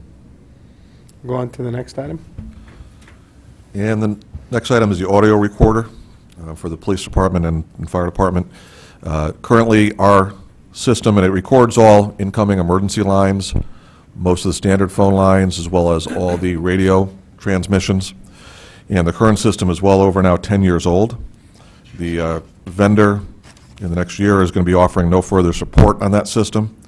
It is becoming unreliable. In fact, we just had it the other day where one of the lines wasn't recording the way it should have, and it didn't give us an alarm, and we were able to get it fixed once it was brought to our attention, but it just shows that the system is becoming unreliable. And that system's critical not only for operations, but even liability, because people would want it, the recordings or the 911 calls that come in afterwards. So my department researched and came up with a new solution, and we'll have support available, has improved user interfaces, improved system reliability, and it'll be up to date, and we shouldn't have any of the issues that we're currently experiencing with our system now. Any other questions? Mr. Brown? Anybody else? Is that it for capital items? Yes. Oh, Oh, The the modems. modems. Police motors. Skip the modems. Tried to get those in Modems. under the wire. Yeah, I was- Thank you, Mr. DeWitt. Along with the MDTs in the cars, of course, the modems is how we communicate. We are becoming more data-driven, and technology, as it improves, we're doing more, video, audio capabilities as we move forward. We can do from the cars. The current modems we have are the 3G. What we want to start doing is phasing some of the older modems out and going to 4G, which will allow us, as we move forward, to be able to get that information in the cars and a lot more reliable than the 3Gs are. So we're looking at replacing part this year, and moving forward, we will continue to replace the outdated modems. Mr. Becker? So you have 4G listed, but it went 3G, 4G, then LTE, and actually there's newer generations of LTE. So are we really talking the newest network, or are we talking still one step back and because of the type of product we're dealing with? Or 'cause that's not, 4G would not really define the fastest networks Yes, that are out it is now. LTE. It is. Looking at Okay. the quote. All right, It's just making sure. the Airlink LTE cell modems, yes. Perfect. Thanks. Any others? Seeing none, we're going to go back to the main budget for this area and just ask if there's any follow-up questions or comments on the main budget. Anybody? All right, seeing none, we'll go to the public on this. Mr. Barrett, welcome. Nice to be back. An alum. Of a law. First of all, I want to commend and thank all of you as elected officials for giving us your time, because I sat there for 18 years. But I thought I knew a lot from that budget book. But I have, because of Captain Smith, I joined the Citizens Academy. And it's been an eye-opener. And I hope at some point you'll have the luxury of time to attend, because it's a 10-week program. And I did the ride-along, and I found out about, we have to do not a 2-page report, but state requires a 9-page report by that officer who has an incident. So you can see how valuable those computers come into hand. I see how closely we work with the fire department. I was on one side of the street as a fire commissioner, now I'm a police commissioner. And it's an eye-opener. I've done the ride-alongs, but it's just, we're a very safe community, and I do hope that you will support our budgets, because we want to keep it that way. Thank you very much. Thank you. And Mrs. Barrett, just for the record, can you put your name in and your address? Just Susan P. Barrett, Commissioner, Police Commissioner, 122 Wilton Road, Fairfield, Connecticut, 06824 4043. Thank you so much, Mrs. Barrett. That's pretty impressive. All right, and back to the board. Seeing none, we're done with the ECC. Thank you very much. Thank you. Could I just, I didn't get a chance at the beginning to say it, and it's very important that we do. You know, oftentimes the our emergency public safety 911 center is really an overlooked entity in keeping the town safe. You know, I, as the police chief, the fire chief, captains, and assistant chiefs on the fire department side, deputy chiefs, all come before you and are certainly given an opportunity to share how well we operate. But our 911 center and the people that work in that center are really a very crucial cog in our emergency response system. So I just think it's important that you recognize that anytime anyone calls for service, they're reaching one of the men or women that occupy that center 24 hours a day. So I just think that we all should acknowledge the work that they do to keep the community safe. So thank you for allowing me. Chief, thank you very much. Well said and greatly appreciated by all of us, so thank you. Thank you. Is anybody else? All right, seeing none, the police chief is up. It's budget number 4030, and it's page 214. We can. Let's look at the police revenue. I like this item, huh? Maybe I don't. Maybe I contribute to this item. Who knows? Page 50.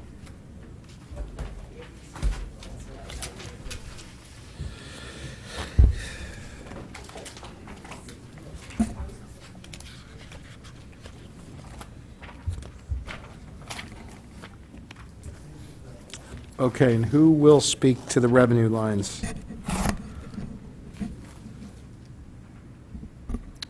Deputy Chief Chris Liddy. Hi, Chief Liddy, how are you? Very good, Mr. Flynn.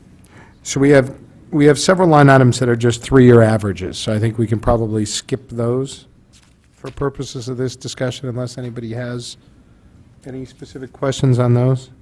And we can go to the parking violations, which are estimated to be at 187, and that's listed as a department estimate, and it's down a substantial amount year over year. We're still feeling the effects of the Fairfield Metro Center.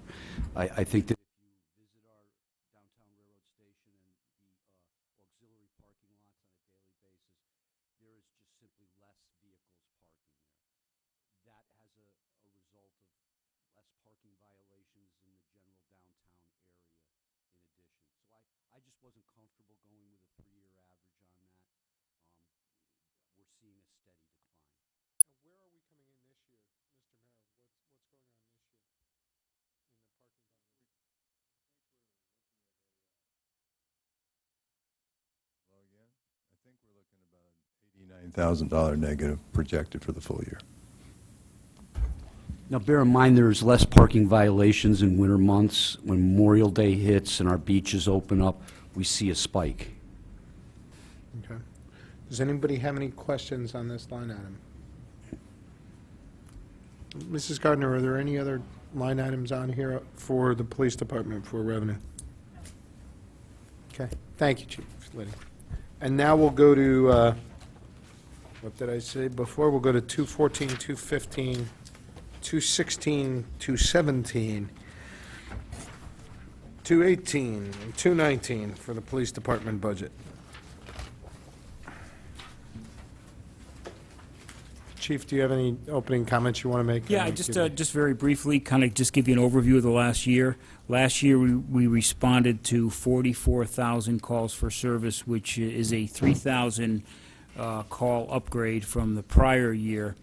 But really, in addition to that, you know, just to highlight some of the things that aren't mentioned there that you may like to know about our organization. As I mentioned earlier, we've already completed the hiring of our IT person in public safety for the police department, and obviously we're already seeing an improvement in efficiency in the way we handle our computer systems. This past year, as Commissioner Barrett had mentioned, and I should, before I even get going, not only is Commissioner Sue Barrett here, but Chairman of the Board of Police Commissioners Peterson is here, and Commissioner Lebo is also joining us this evening. And we obviously thank them for what they do for us and to be here today.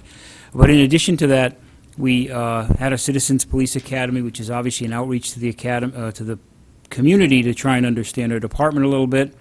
We've implemented a business outreach that has focused on the center downtown Post Road area, where we've found communications very effective, both to the police department and from the police department, trying to stem some of the crime that might crop up in that little area. And we look to expand that to the Black Rock Turnpike area as well as down the Post Road. We there was a lot of discussion last year with regards to school security. We obviously are still in the process of staffing that unit. We can certainly talk about that if you'd like to. But in addition to that, if you recall, we came before the board last year looking for an upgrade in some of the equipment. Obviously, equipment we hope we never have to use, but certainly equipment that if we needed it, we'd like to have it in the hands of our officers at the time. And that equipment upgrade has been made. In addition to that, as you look at our vehicles, we've transitioned not only from the old Ford Crown Vics to the Ford Interceptors, but in addition to that, we've transitioned really to the Ford SUVs as the model moving forward. So you'll see a lot more SUVs on the road than you would sedans, simply because the amount of equipment required to be in a car to be effective at the time an incident occurs really requires us to have the room to do that. In addition to that, we've made some upgrades to the Emergency Operations Center jointly that we operate out of at the police department, so that we can handle some instances. Thankfully, this year it was really only that one major snowstorm or threat of that blizzard that occupied that room at the time. We haven't had a need to do that as of late. And then in addition to that, we hired 5 officers this year. There are, I'm sure we'll talk about vacancies versus who we've hired. And then in addition to that, just because it's made the news so much in the national level, we are exploring the options of body cameras and more efficient ways to do the job that we do efficiently. And we are exploring that and have already obtained some funding sources. So I don't think necessarily that request would come to the board next year, but at least to put it on the table that we are exploring that and looking at the options, both in what we would use it for, how we would store the data, and then the best practices moving forward. But like I think all law enforcement agencies are doing around the country, we are looking at the different options. But it's not reflected in this budget. Thank you, Chief. Looking at the budget line items themselves, the first comment I'll point out is, again, much like the fire department, on the salary line item, we kind of have this mishmash of partially settled contracts in some areas and mostly unsettled contracts, so that when we look at this budget going down by 0.9% year over year, that does not factor in to account an annual salary increase or compensation increase to police officers related to what now is an unsettled contract. Correct. And that's noted in the salary lines that are detailed on the subsequent pages. Okay. So knowing that, discussion on any and all line items, including salary line items. Mr. DeWitt. Thank you, Chiefs. Overtime earning training, we went up last year a little bit, and we explained it. This year, it's up 3 times what it was. It was 5% last year increase. Now it's 16%. Line 51100. Are we more open positions? Is that the? This requires a little bit of an explanation because it's a rather complex issue. Last year, as part of the school safety unit, we included some training items for active shooter training for our entire department. Right. When the budget was finalized, a mistake was made. We have 2 overtime accounts dealing with, we have 2 training lines, Yep. Training and overtime training. The money inadvertently got put in the wrong line item, and we're asking for a correction this year. Now, the correction isn't dollar for dollar. The first year of the program, we estimated a $47,000 initial train the whole department. The plan in year 2 was to reduce that to $25,000, and moving forward, we would train on a biannual basis. So that accounts for one discrepancy in that particular line item. Also included is really our only new initiative that we're presenting in this year's budget. And it was born out of looking at incidents around the country and believing that we needed some advanced training in suspect control techniques in an effort to make it less likely that an officer would go to deadly physical force, which is something that we're seeing. So our plan is to initiate a 4-hour training block with all frontline officers, not necessarily hand-to-hand combat, but the newest, greatest techniques for suspect control in hopes that we can reduce liability and suspect injury and officer injury. Got it. Now, I do see on 58-110 a decrease of 27%, so that makes, so, perfect. Correct. I would like to hear what is our plan with the school security, because it was confusing last year. So it was not in the original budget. It was discussed. It wasn't in your budget presentation. Okay, I see what you're saying, yeah. Yeah. And we added it in the end, in the final, and now it's in here, I'm supposing, yes? So with the list of personnel, do we still have dedicated personnel to school safety? Yeah, we currently do have dedicated personnel. We do not have the number of personnel that we want to have, but as we said last year, hiring officers requires a certain amount of time. And they're not only time in getting the applicants approved for hiring, but also in then sending them to the academy for an extended period of time. And then after the academy, they come out and they ride in a field training program, which is an additional 3 months. So as we try to put personnel into different units, the goal obviously is to staff that fully as requested. And we have people in academy spots that we believe some will go to that unit. It's just a question of hiring. Now, keep in mind at the same time, while we're trying to hire people, on the other end, we're also losing people. So we are at a stage now where we have several vacancies that we're trying to staff, which require a year-long or a little less than a year-long of hiring and training to get them fully operational. And then at the same time, periodically, we do have people that are retiring or moving on to different careers. So it's that, but our ultimate goal, as we came here last year, was to get to 108 officers. So that is what we're staffed for, and that is what our goal is. So 108, we always have this discussion, 108 officers, you carry 115 in the budget. No, 115 is, that we Oh, had this secretaries, discussion, yeah. it confused me last year. I remember now. Unless I can get 115, which, Now, you actually did lose one of your dedicated safety, school safety assets. So that Sure. that also didn't help last year, right? sure, we, last year prior to the school unit, and born out of, I think, the Sandy Hook incident, we looked to increase our staffing. But prior to that, we always had a presence in the schools. So one of those officers unexpectedly left the organization on good terms, just felt that it was, he wanted to pursue a different direction. He is now no longer in law enforcement. It wasn't a bad breakup per se, but it was just something that he chose to move on. So that certainly hurt us in many ways. Number one, he was a good officer. He was experienced in the school environment and actually sat on one of the commissions, one of the Sandy Hook commissions dealing with some school issues, so we lost a valuable asset. Right. So that is an unexpected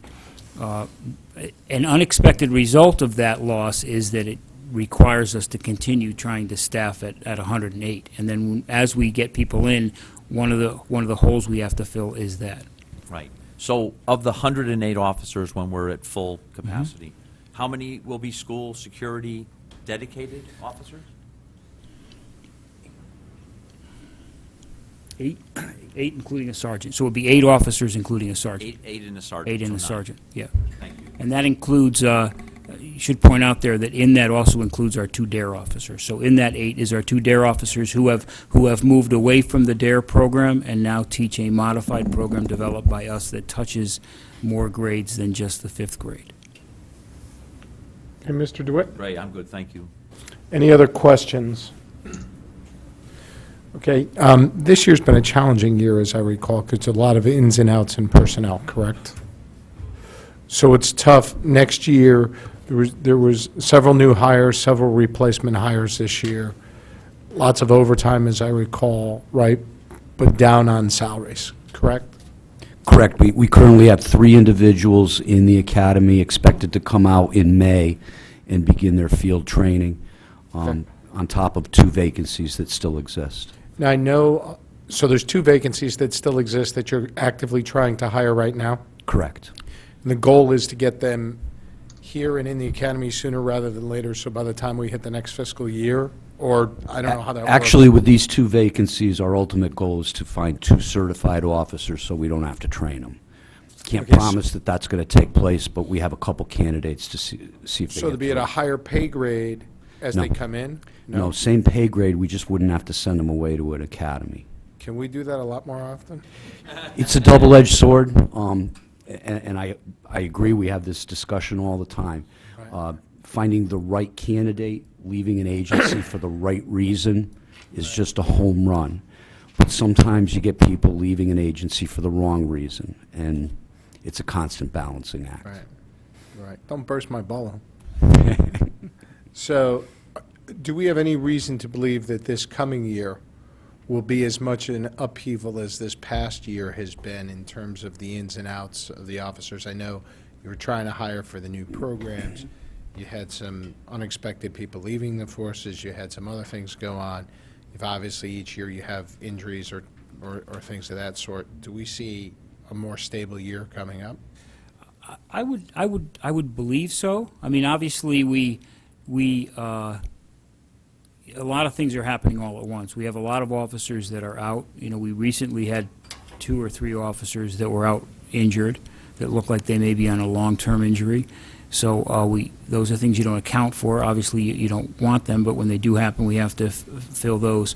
But we anticipate, given these 3 out of the academy, given 2 that may be recertified already, that we'll be in a better position next year than we are this year. But Any concern about level of retirements or anything of that shape? that's kind of what I'm alluding to. There's always that discussion that occurs when people reach a certain year on the job, and I know there are discussions amongst some that some may leave and may not, so we're looking at that. We are actively not only looking to hire, but we're actively looking to maintain a current list to hire. We have a current list. What we found is some of the candidates that were selected to move further in the process did not move further in the process for a variety of reasons, which means we have to go back. So our goal is to continue on the path of getting good candidates sort of in a bullpen, ready to go if we do have openings, to minimize the delay, because a lot of the delay starts with the advertising for the test, the testing, the interviews, the background investigation. We're trying to continue to do that so that we don't find ourselves in this position next year like we did this year. Thank you. Any other questions on this item or other items related to the police department budget? And we will go to capital right after this, so if you can hold your questions on that. Seeing none, let's go to the capital, which I believe, if I remember correctly, is going down year over year, correct? By about $100,000. And who would walk us through these items? This year, we're requesting 8 police vehicles. And I'm sure you'll know or remember that our traditional scheme is 10. That is our replacement scheme. We had some unusual events this year that are resulting in our ability to come in a little bit less. Unfortunately, one of them was a car accident that we haven't replaced that car yet. And our plan is to replace it in the coming months, but we feel that will carry us forward for the next year. So we had a good car year, and we thought that this was a year we took a long, hard look at our fleet, and we believe that we can get away with 8 cars this year. Don't anticipate keeping that scheme moving forward, but this was the year. You know, and just to add on to that is that we are still looking for 10 vehicles this year. What we're doing is we're asking for 8 because the the accident creates one vehicle, and we have not yet spent the money on the other vehicle that was allocated this year, just because of the accident, waiting to see whether or not we're getting insurance money in time for it. So we are still looking and anticipating receiving 10 cars this year. It's just due to those circumstances, we only have to ask for 8. Questions on this specific line item? Ms. Marmion? So just on your replacement program, are you phasing 8 to 10 vehicles out as the new ones come in? Is that, I mean, I know you have a plan and you've given it to us before in terms of, but these are 8 vehicles that are too old or require too much maintenance to be on the road? Is that what's going on? Yes, we've already identified 8 vehicles within our fleet that would roll down to other agencies within town. Okay, and then are these the SUVs you're asking for? That's the standard. What type of vehicle are they exactly? The 8 vehicles? Yeah, they're most generally going to be looking at the SUVs to replace the patrol. However, each year, we analyze the fleet, and some of them may be unmarked vehicles. So whether Detective Bureau administrative vehicles that we're replacing go down. And in the replacement scheme, you have to look at our fleet as in and then way down the line, they're out. So our frontline vehicles, meaning that our patrol vehicles that are on the road 24 hours a day in the different patrols, are the newest vehicles. When we get an assortment of new vehicles, those vehicles become secondary vehicles, and then they are serving our traffic division, our accident division, that are not out necessarily 24 hours a day, or our officers that are going to different assignments. Our school unit obviously requires vehicles, so we look at where those vehicles sit in line. Then year after year, the vehicles continue to move down in the row. So when you see 8 vehicles or 10 vehicles one year, what you're looking at is probably 5 or 6 years since then that those vehicles are going to other departments. Currently, this year, our plan is to provide 2 SUVs to the Department of Public Works, 4 Crown Vics to the Department of Public Works, 1 other utility vehicle to Department of Public Works. So 5 vehicles to the Department of Public Works and 1 vehicle to the fire department. I'm sorry. 7 vehicles to the Department of Public Works and 1 vehicle to the fire department. So that is our plan to move those vehicles on to other departments. And I know you've probably distributed this in the past. Is there something that you could forward to us with your vehicle replacement plan so that we could kind of see how that lays out? Yeah, Do you have something like that we could take a look at? Yeah, sure. Thank you. Any other questions on this item? Mr. Brown?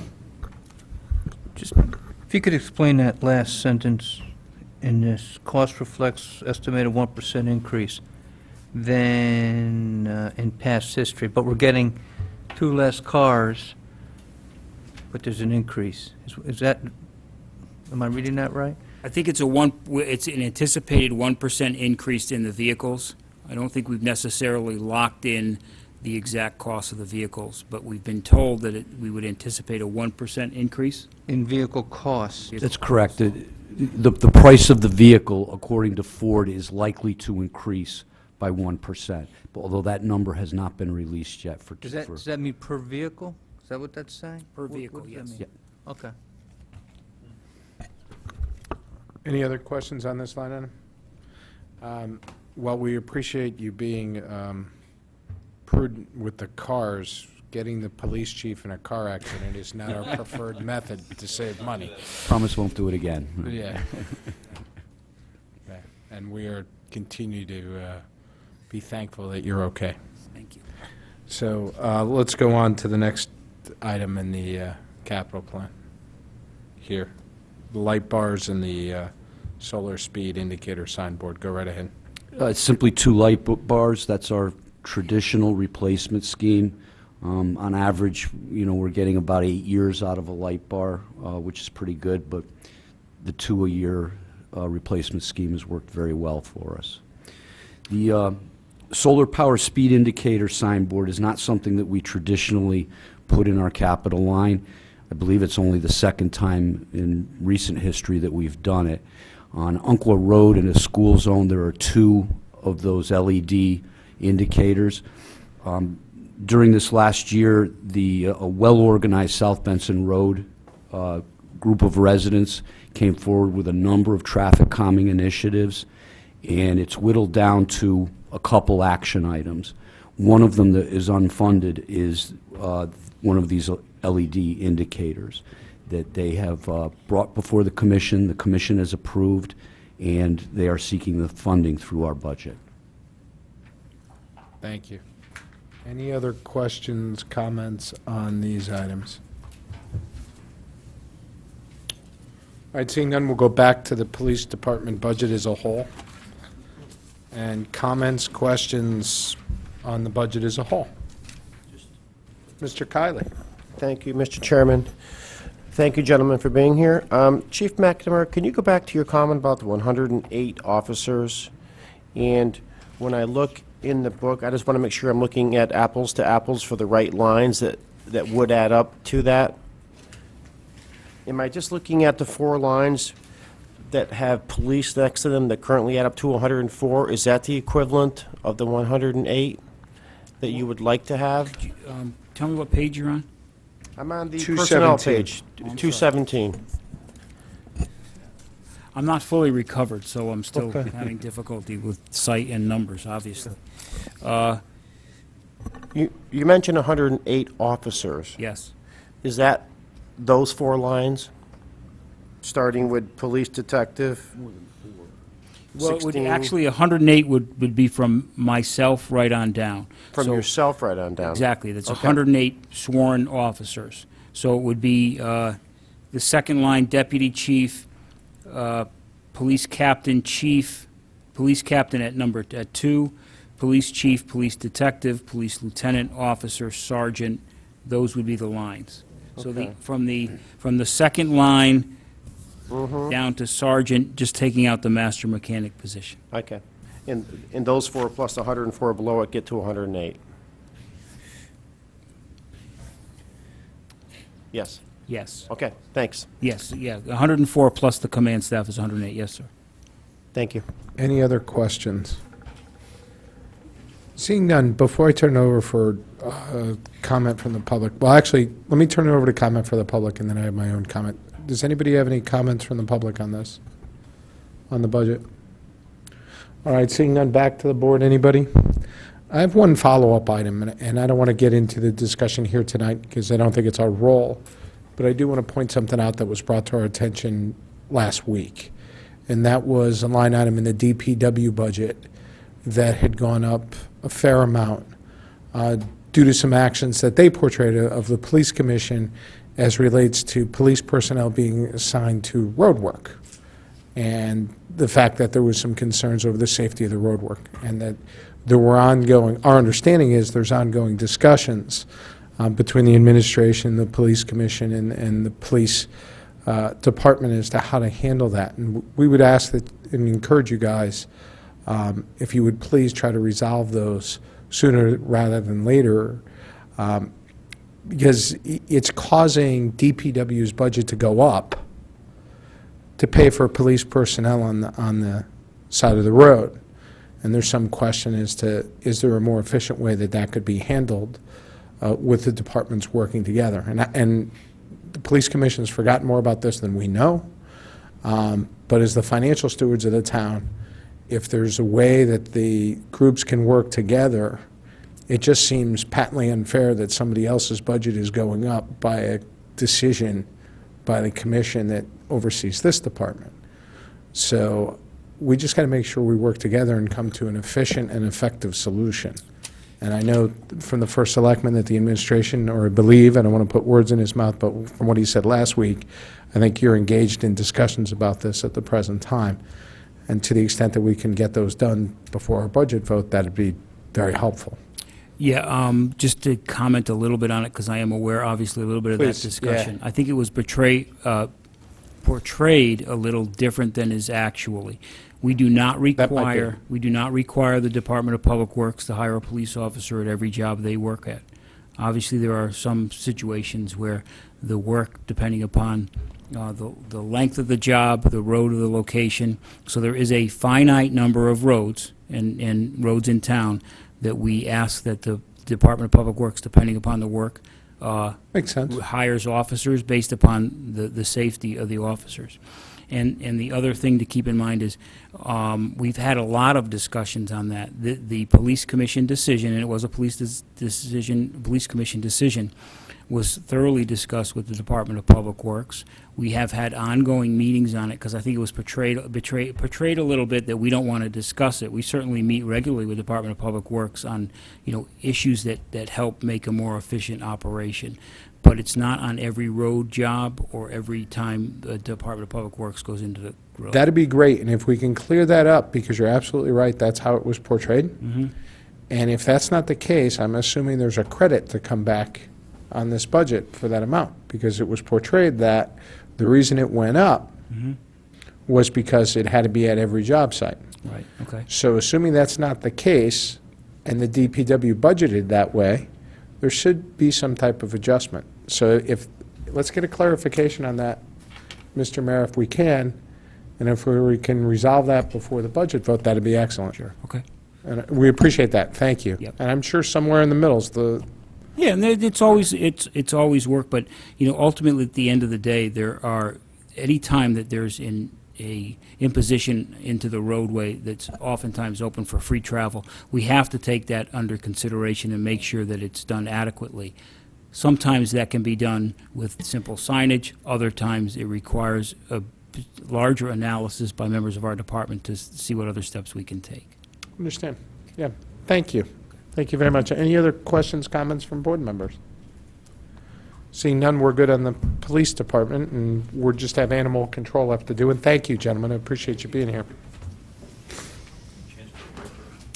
Can we just do the animal control, and then we can do the break? Is that okay? Department 4050, and it's page 220, but we do have some revenue lines on this, and that's page 50. Good evening, once Good again. evening. Paul Miller, Animal Control. Thank you, Officer Miller.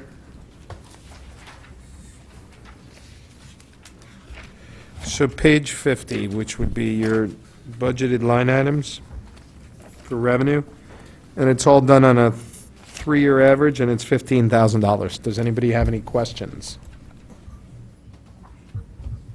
Okay, seeing none, that was quick. I thought dog licenses came under clerk. Do they not? It actually falls under Animal Control, but it designates the licensing, the actual licensing of the dogs to the town clerk. We get the money and the glory, they have to do the work. Good to know. Page 220 and 221 is the budget, and it's a negative 3.8%. And we do have several of the contracts settled in here. There's only one off, so this is an appropriate increase here. So we do have a reduction here, not really impacted by the no salary increase, correct? Correct. The reduction is almost totally as a result of no capital for this year. Okay. Are there any questions from anyone on this budget? Seeing that it's exactly the same except for capital, pretty much? Seeing none, we'll go to the public. Anything from the public? Nothing from the public? Gentlemen, thank you very much, and good evening. We're going to take a 5-minute recess and then do the Health Department and Human and Social Services. I want to make sure I said it right. Thank you, everybody. Revenue. Thank you, Mrs. Gardner.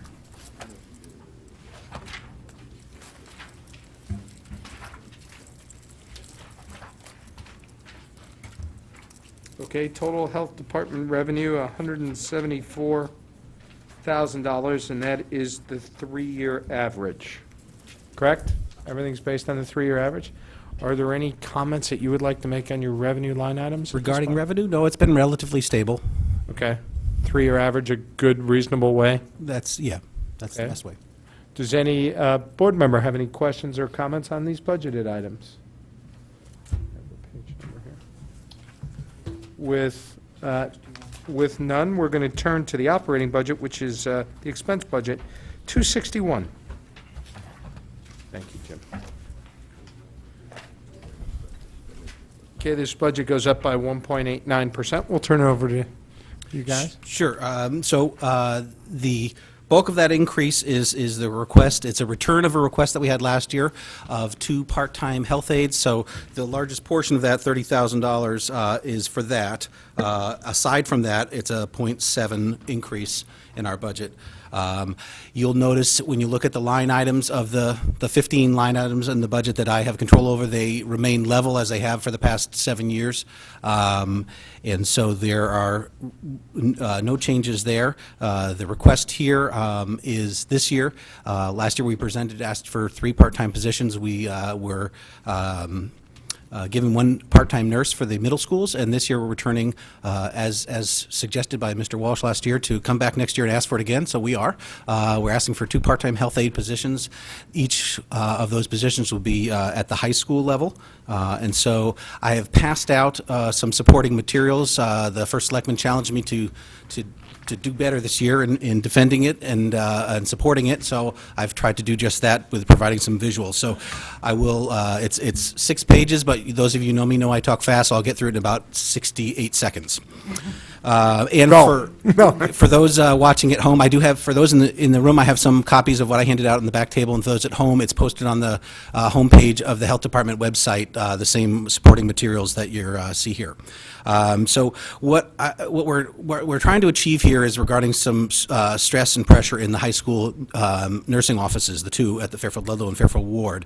For the past 7 years, since the 08-09 school year, the same level of staffing has been in place for school nurses, 2 at each school. And while the nature of the work hasn't changed, what has changed is the volume of the work, the complexity of how issues are dealt with, and the time needed to address those issues. And so the following handouts are going to demonstrate one of that, and I'll touch briefly on what I talked about last year, and I don't want to go too much into what I said last year, because I believe most of the people are the same. I think we see a few new faces here, but that essentially we are operating somewhat below industry standards. They look at the schools, and you break down the types of students that you have in the schools, the type of their medical acuity, and the National Association of School Nurses comes out with a number. That number for our 2 high schools is 6.1 nurses. It was 6.6 last year. We've brought that down a half with that 1 part-time position. Now it's 6.1. We are currently at 66% of that. So this would bring it up to about 82% of that national standard. So, but if you look to the handouts, I want to show you what's happened since the 08-09 school year. So if you look at that first graph, this one that looks like this, first page of the handout, you'll see that in that last 7 years, you've seen a dramatic increase in enrollment. And essentially what has happened, we've got about 350 new students in the high school level, okay? And you'll see that if you look at the 14-15 school year, we're at just over 3,000 right now, and we're going to continue to see that, and then it'll kind of gradually continue a little bit, if you look at an average sense, for several more years, and it'll remain at this higher level of about 358 students. And to give you an example of what impact that is, that's like taking almost the entirety of Notre Dame High School and putting that into the public schools. It's essentially the effect of moving an entire school, like an elementary school or Notre Dame High School, into the 2 high schools and taking that impact. So there's been an increase in enrollment. And so that average, as we see moving forward, will stay about 3,025 students. The second graph there you'll see is the legislative changes that we talked about last year impact special ed and 504 meetings in the sense that more students qualify to have these 504 meetings. And so you'll see in the 08-09 school year, the nurses participated at both high schools, 67 504 meetings and interdisciplinary team meetings related to that. Just this past year, the number is 277. So a 300% increase or a greater than 4-fold increase in the number of meetings that the nurses are required to participate in because of legislative changes. So if we're moving on to the next chart, we've asked our nurses to estimate the time preparing for, participating in, and doing the necessary adjustments to 504s after that, and we've calculated an hourly rate. You know, back in 08-09, it was 201 hours. Moving forward, it's now 831 hours of the 4732 total hours available at the high school level. So when you look at this, how does it impact it? Where if you look at the two pie charts below that, you'll see that about 4% of the nurses' time was dedicated to dealing with meetings, participating in interdisciplinary team meetings, 504 meetings related to developing individualized health care plans for the students. With unique medical needs. So it went from being 1/25th of a nurse's time to roughly 1/6 of the nurse's time now, moving from 4.2% of their time to 17.6% of their time. And just to give you an example of how things have changed, and we looked at how things like allergies and concussions, just to use two examples, have changed. They're much more complex in how they're dealt with in terms of the nurse's role in ensuring that those students are adequately cared for. And so you'll see, since the 08-09 school year, we're now experiencing more than double the amount of concussions in a given year. And so in the next chart, I want to give you, because a lot of people have the perspective that the school nurse is Tommy or Jane skins their knee and they get it cleaned up and they put a Band-Aid on and they maybe sit for a while they dry their tears and they go back to their classroom.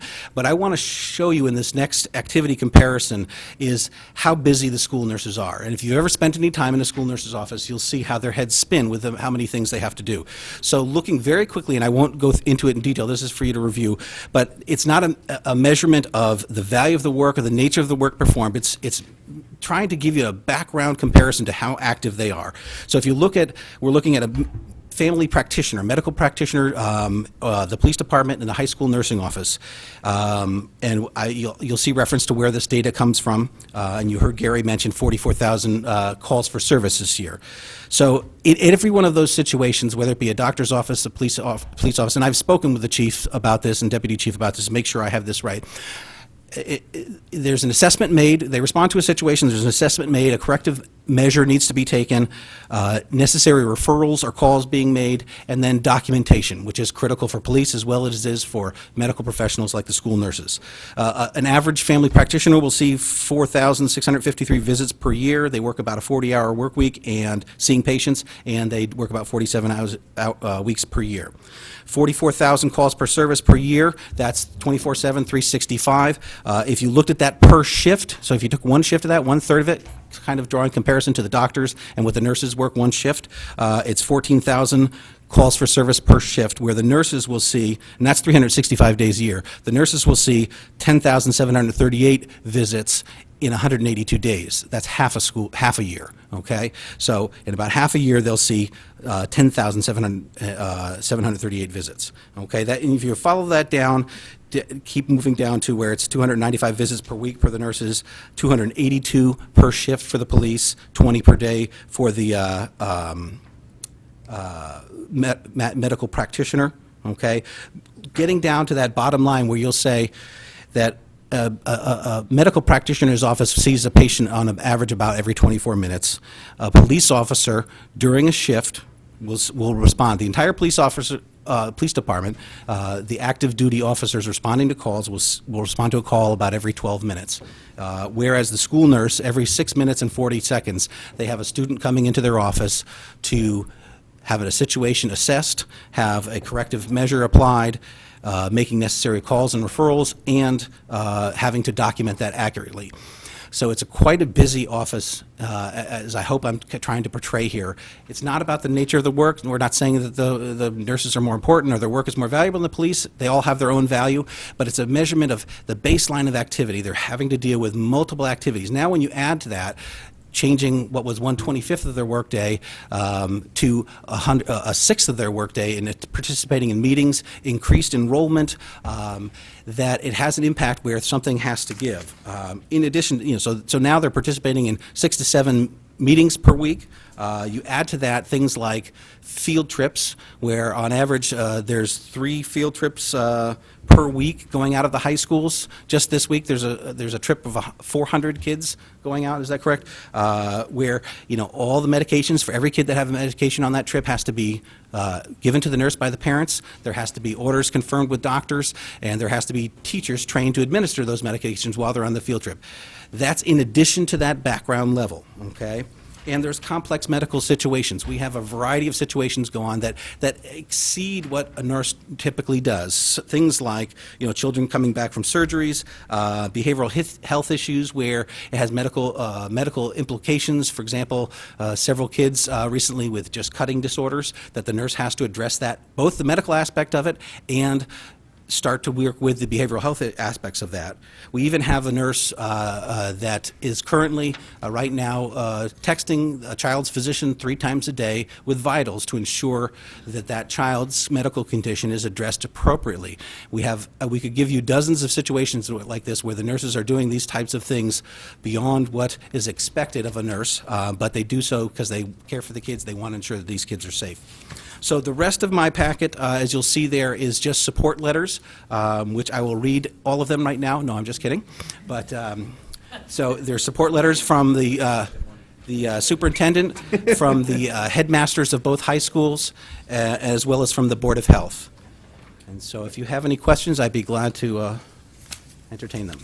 Questions for the Health Department? We do remember these presentations from last year as well. Mrs. Marmee. Thank you.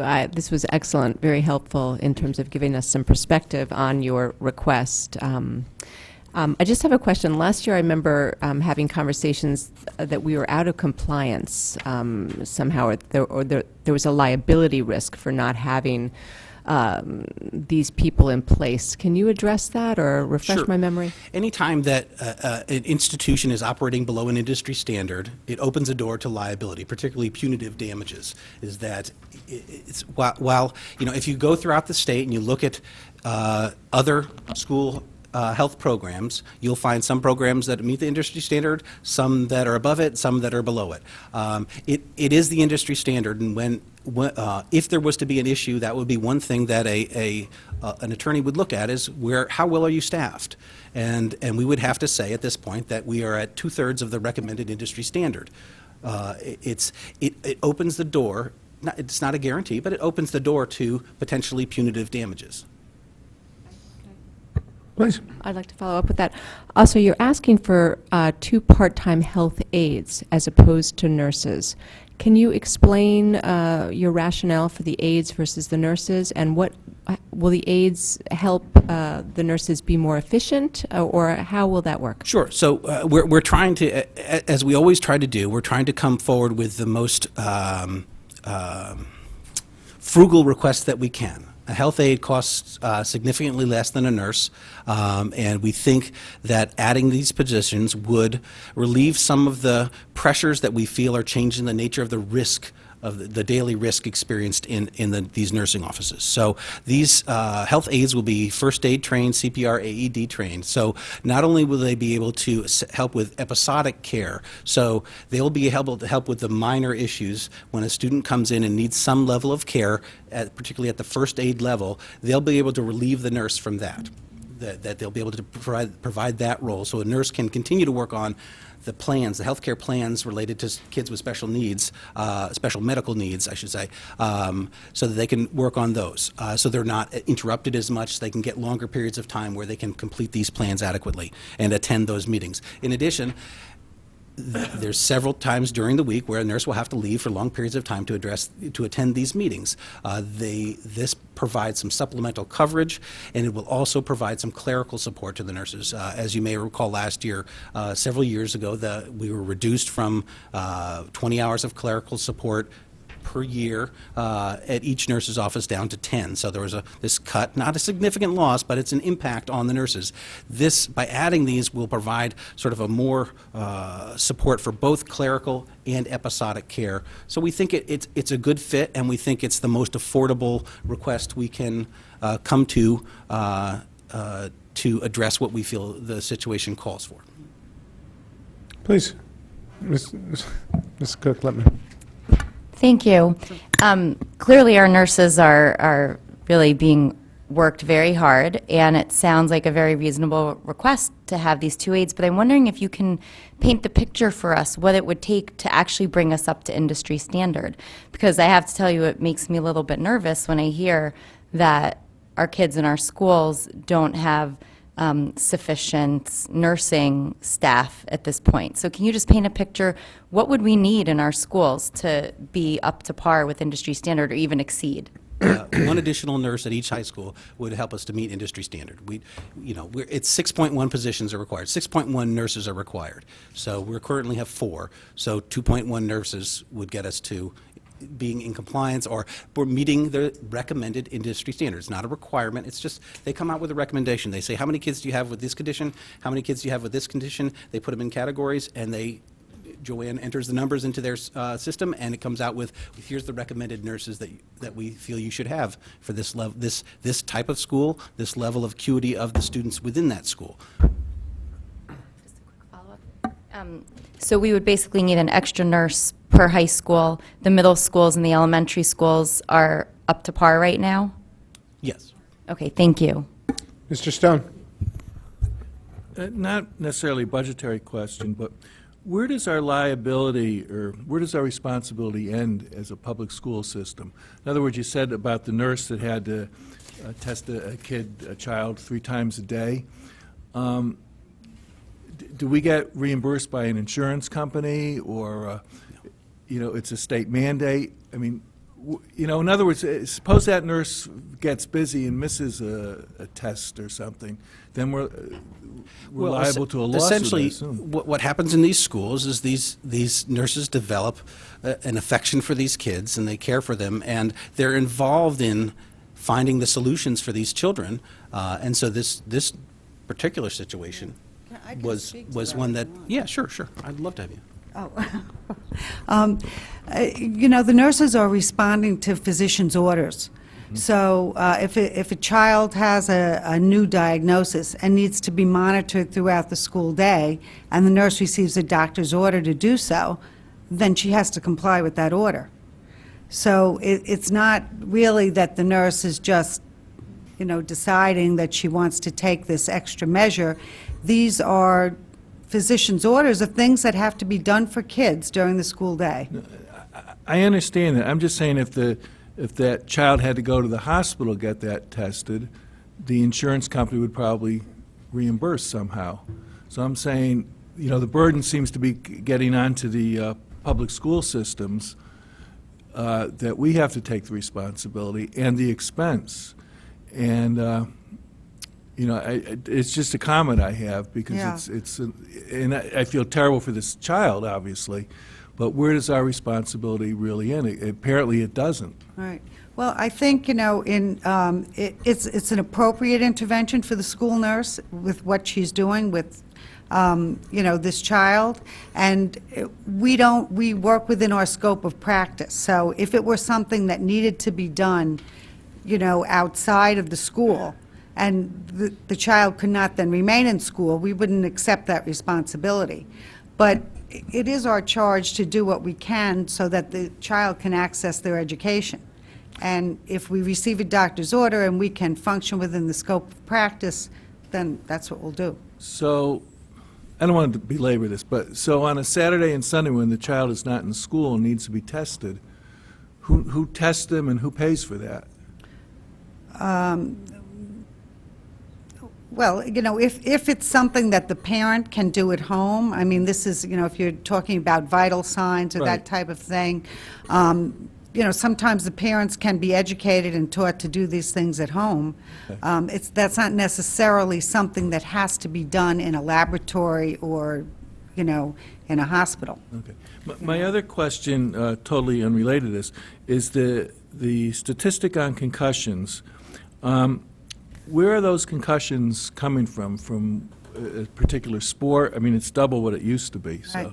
It's not only sports. Okay. It's, these could be, outside injuries, anywhere. It's not only, and it's not things that just happen in school or just happen in school sports. And as a matter of fact, this year, there was a new law passed that the districts are going to be responsible to provide the numbers of concussions seen in school, whether or not they happen in school.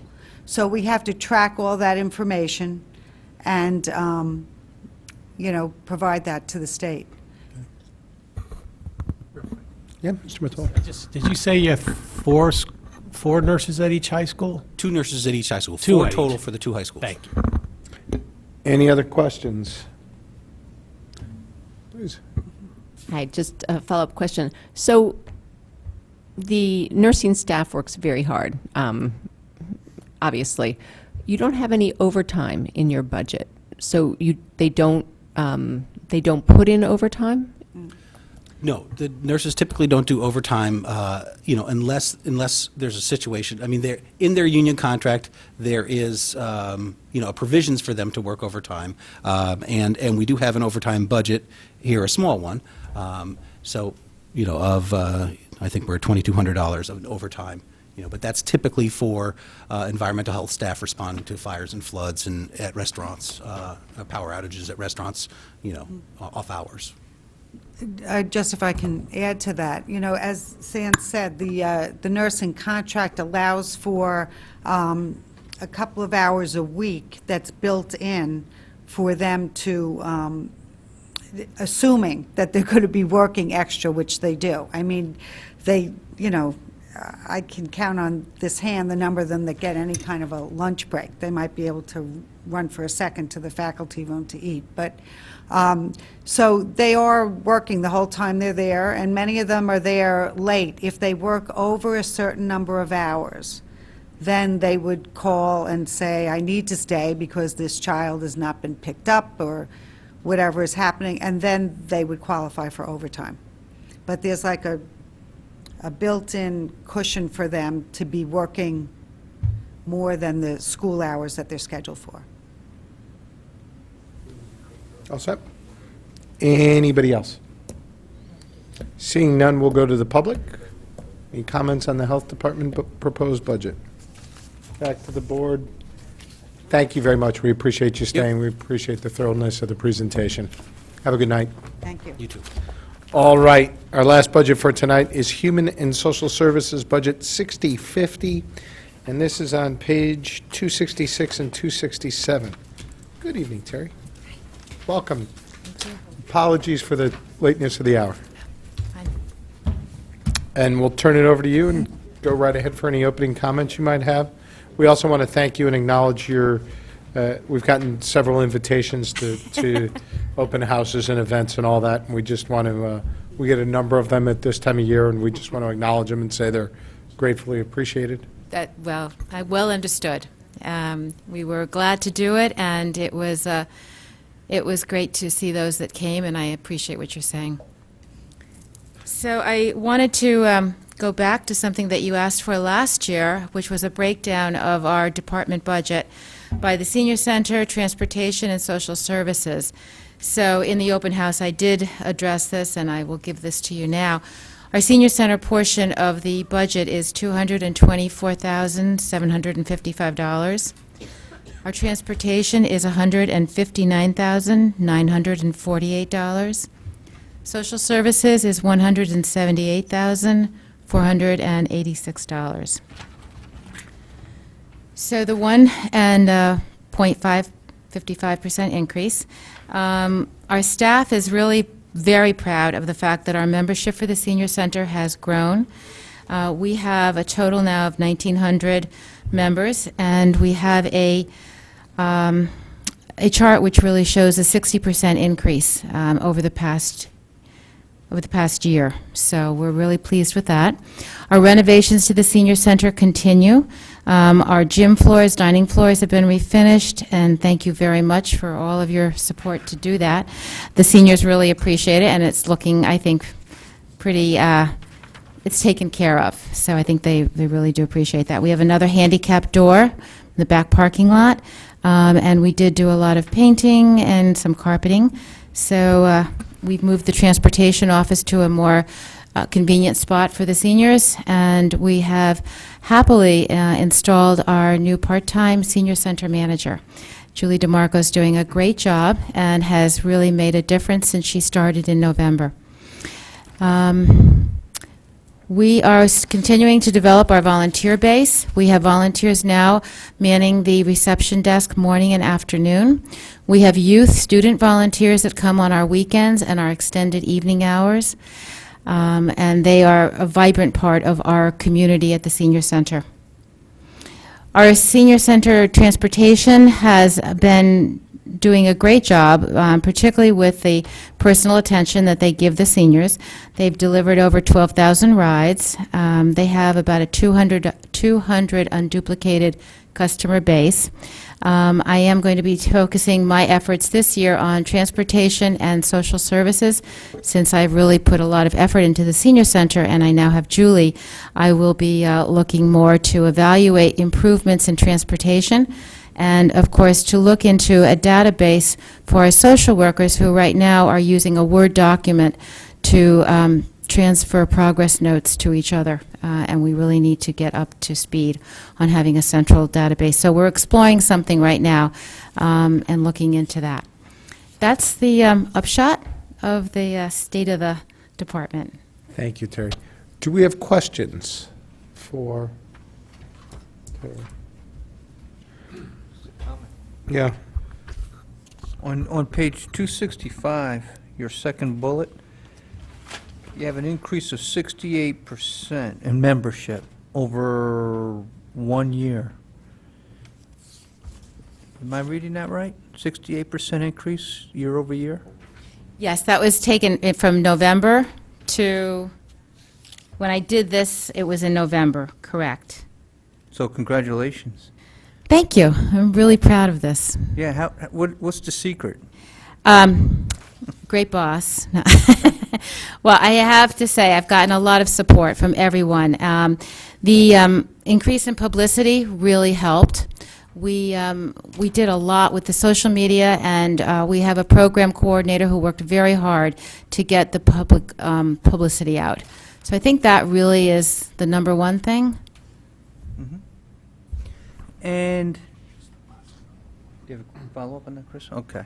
Just a question on the dining hall renovation. What are we doing in the dining hall?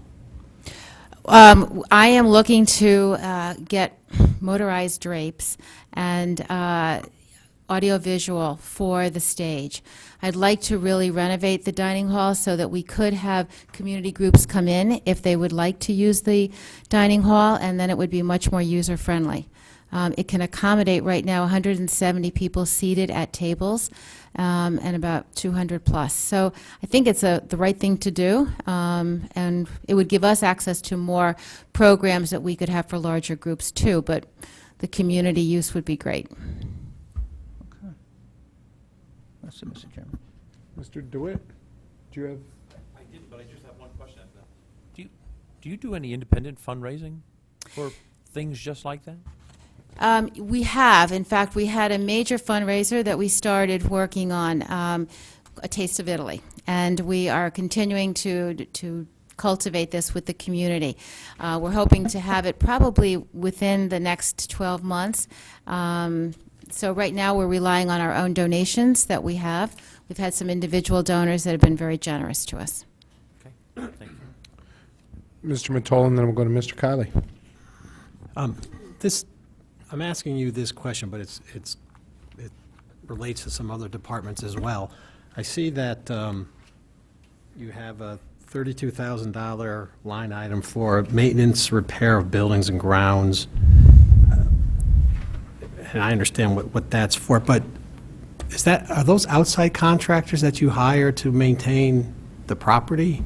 No. What is the that? Department of Public Works takes care of that. The outside of the property, like the grass cutting. Is that what you're talking about? Things like that, the gardening? What's the We have 32,000? garden clubs. No, the 32,000 is really for renovations to the building and the senior center. Thank you. Mr. Kiley. Thank you, Mr. Chairman. Thank you, Terry. Welcome. Quick question. Can you give us a brief update on, I believe not that long ago, you installed a new system at the front desk to track people coming and going, and how is that working out? And you were going to try to use some of that data gathered at the front desk for other purposes, and could you briefly update us on how that's going? Yes, the My Senior Center is the client database, if you will, for the senior center. And so everyone who comes in and becomes a member at no charge, they get a fob. And so every time they come in and use that fob, it registers that they're here they have their name and all their important emergency information, but they choose what they're doing. So if they're going in for ping pong, or they're going in for a lecture, or they're going into the dining hall, they select those items so we can track the important things that are relevant. My intention last year was to, because it has the capacity, to move that into the social services and the transportation. So I'll start with the bad news is we've tried very hard to get it into social services, and it was not relevant. The social workers felt that it was just not meeting their needs, so I had to abandon that a few months ago. Transportation has been successful, and they are now really giving me some reports that I've been looking for, just really November, December, January, and February. So their scheduling is now on the computer. They have everything ready to go a week in advance, and they can track the numbers, who's doing what, who's going to the library, who's going to the doctors, and so forth. So more to be given to you in terms of reports, but yes, that was very successful. Thank you. Any other questions? I did have one more. Postage. It's up dramatically. What's going on with that? We're going to be doing some more publicity for postcards. This is a population that doesn't necessarily always have the internet email blast, although we did start that about 2 weeks ago for the younger seniors. So we're going to do some postcards which will announce special events and just some reminders, things that are important to keep our membership involved with us. So we did test a few to make sure that we have enough money to do that. Thank you. Any other questions, comments? Seeing none, we'll go to the public. Any comments or questions, or rather comments from the public? None. Back to the board. I think we're done. Thank you very much. Now, before we wrap up for the night, just a brief programming note. I will not be here tomorrow night. I have a child commitment. I have to do something for my oldest son, and he takes precedent. So there we have it. So Mr. Brown will be chairing the meeting tomorrow night, and I'm sure you guys will get through much more quickly. Yeah, exactly. The SOPR is thorough. Sorry, are you going to have the new Board of Finance app on your iPad so you can stay in touch with us? We didn't fund that app.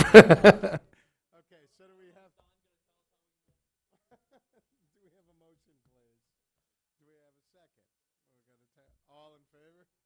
Opposed? Abstentions? We are out of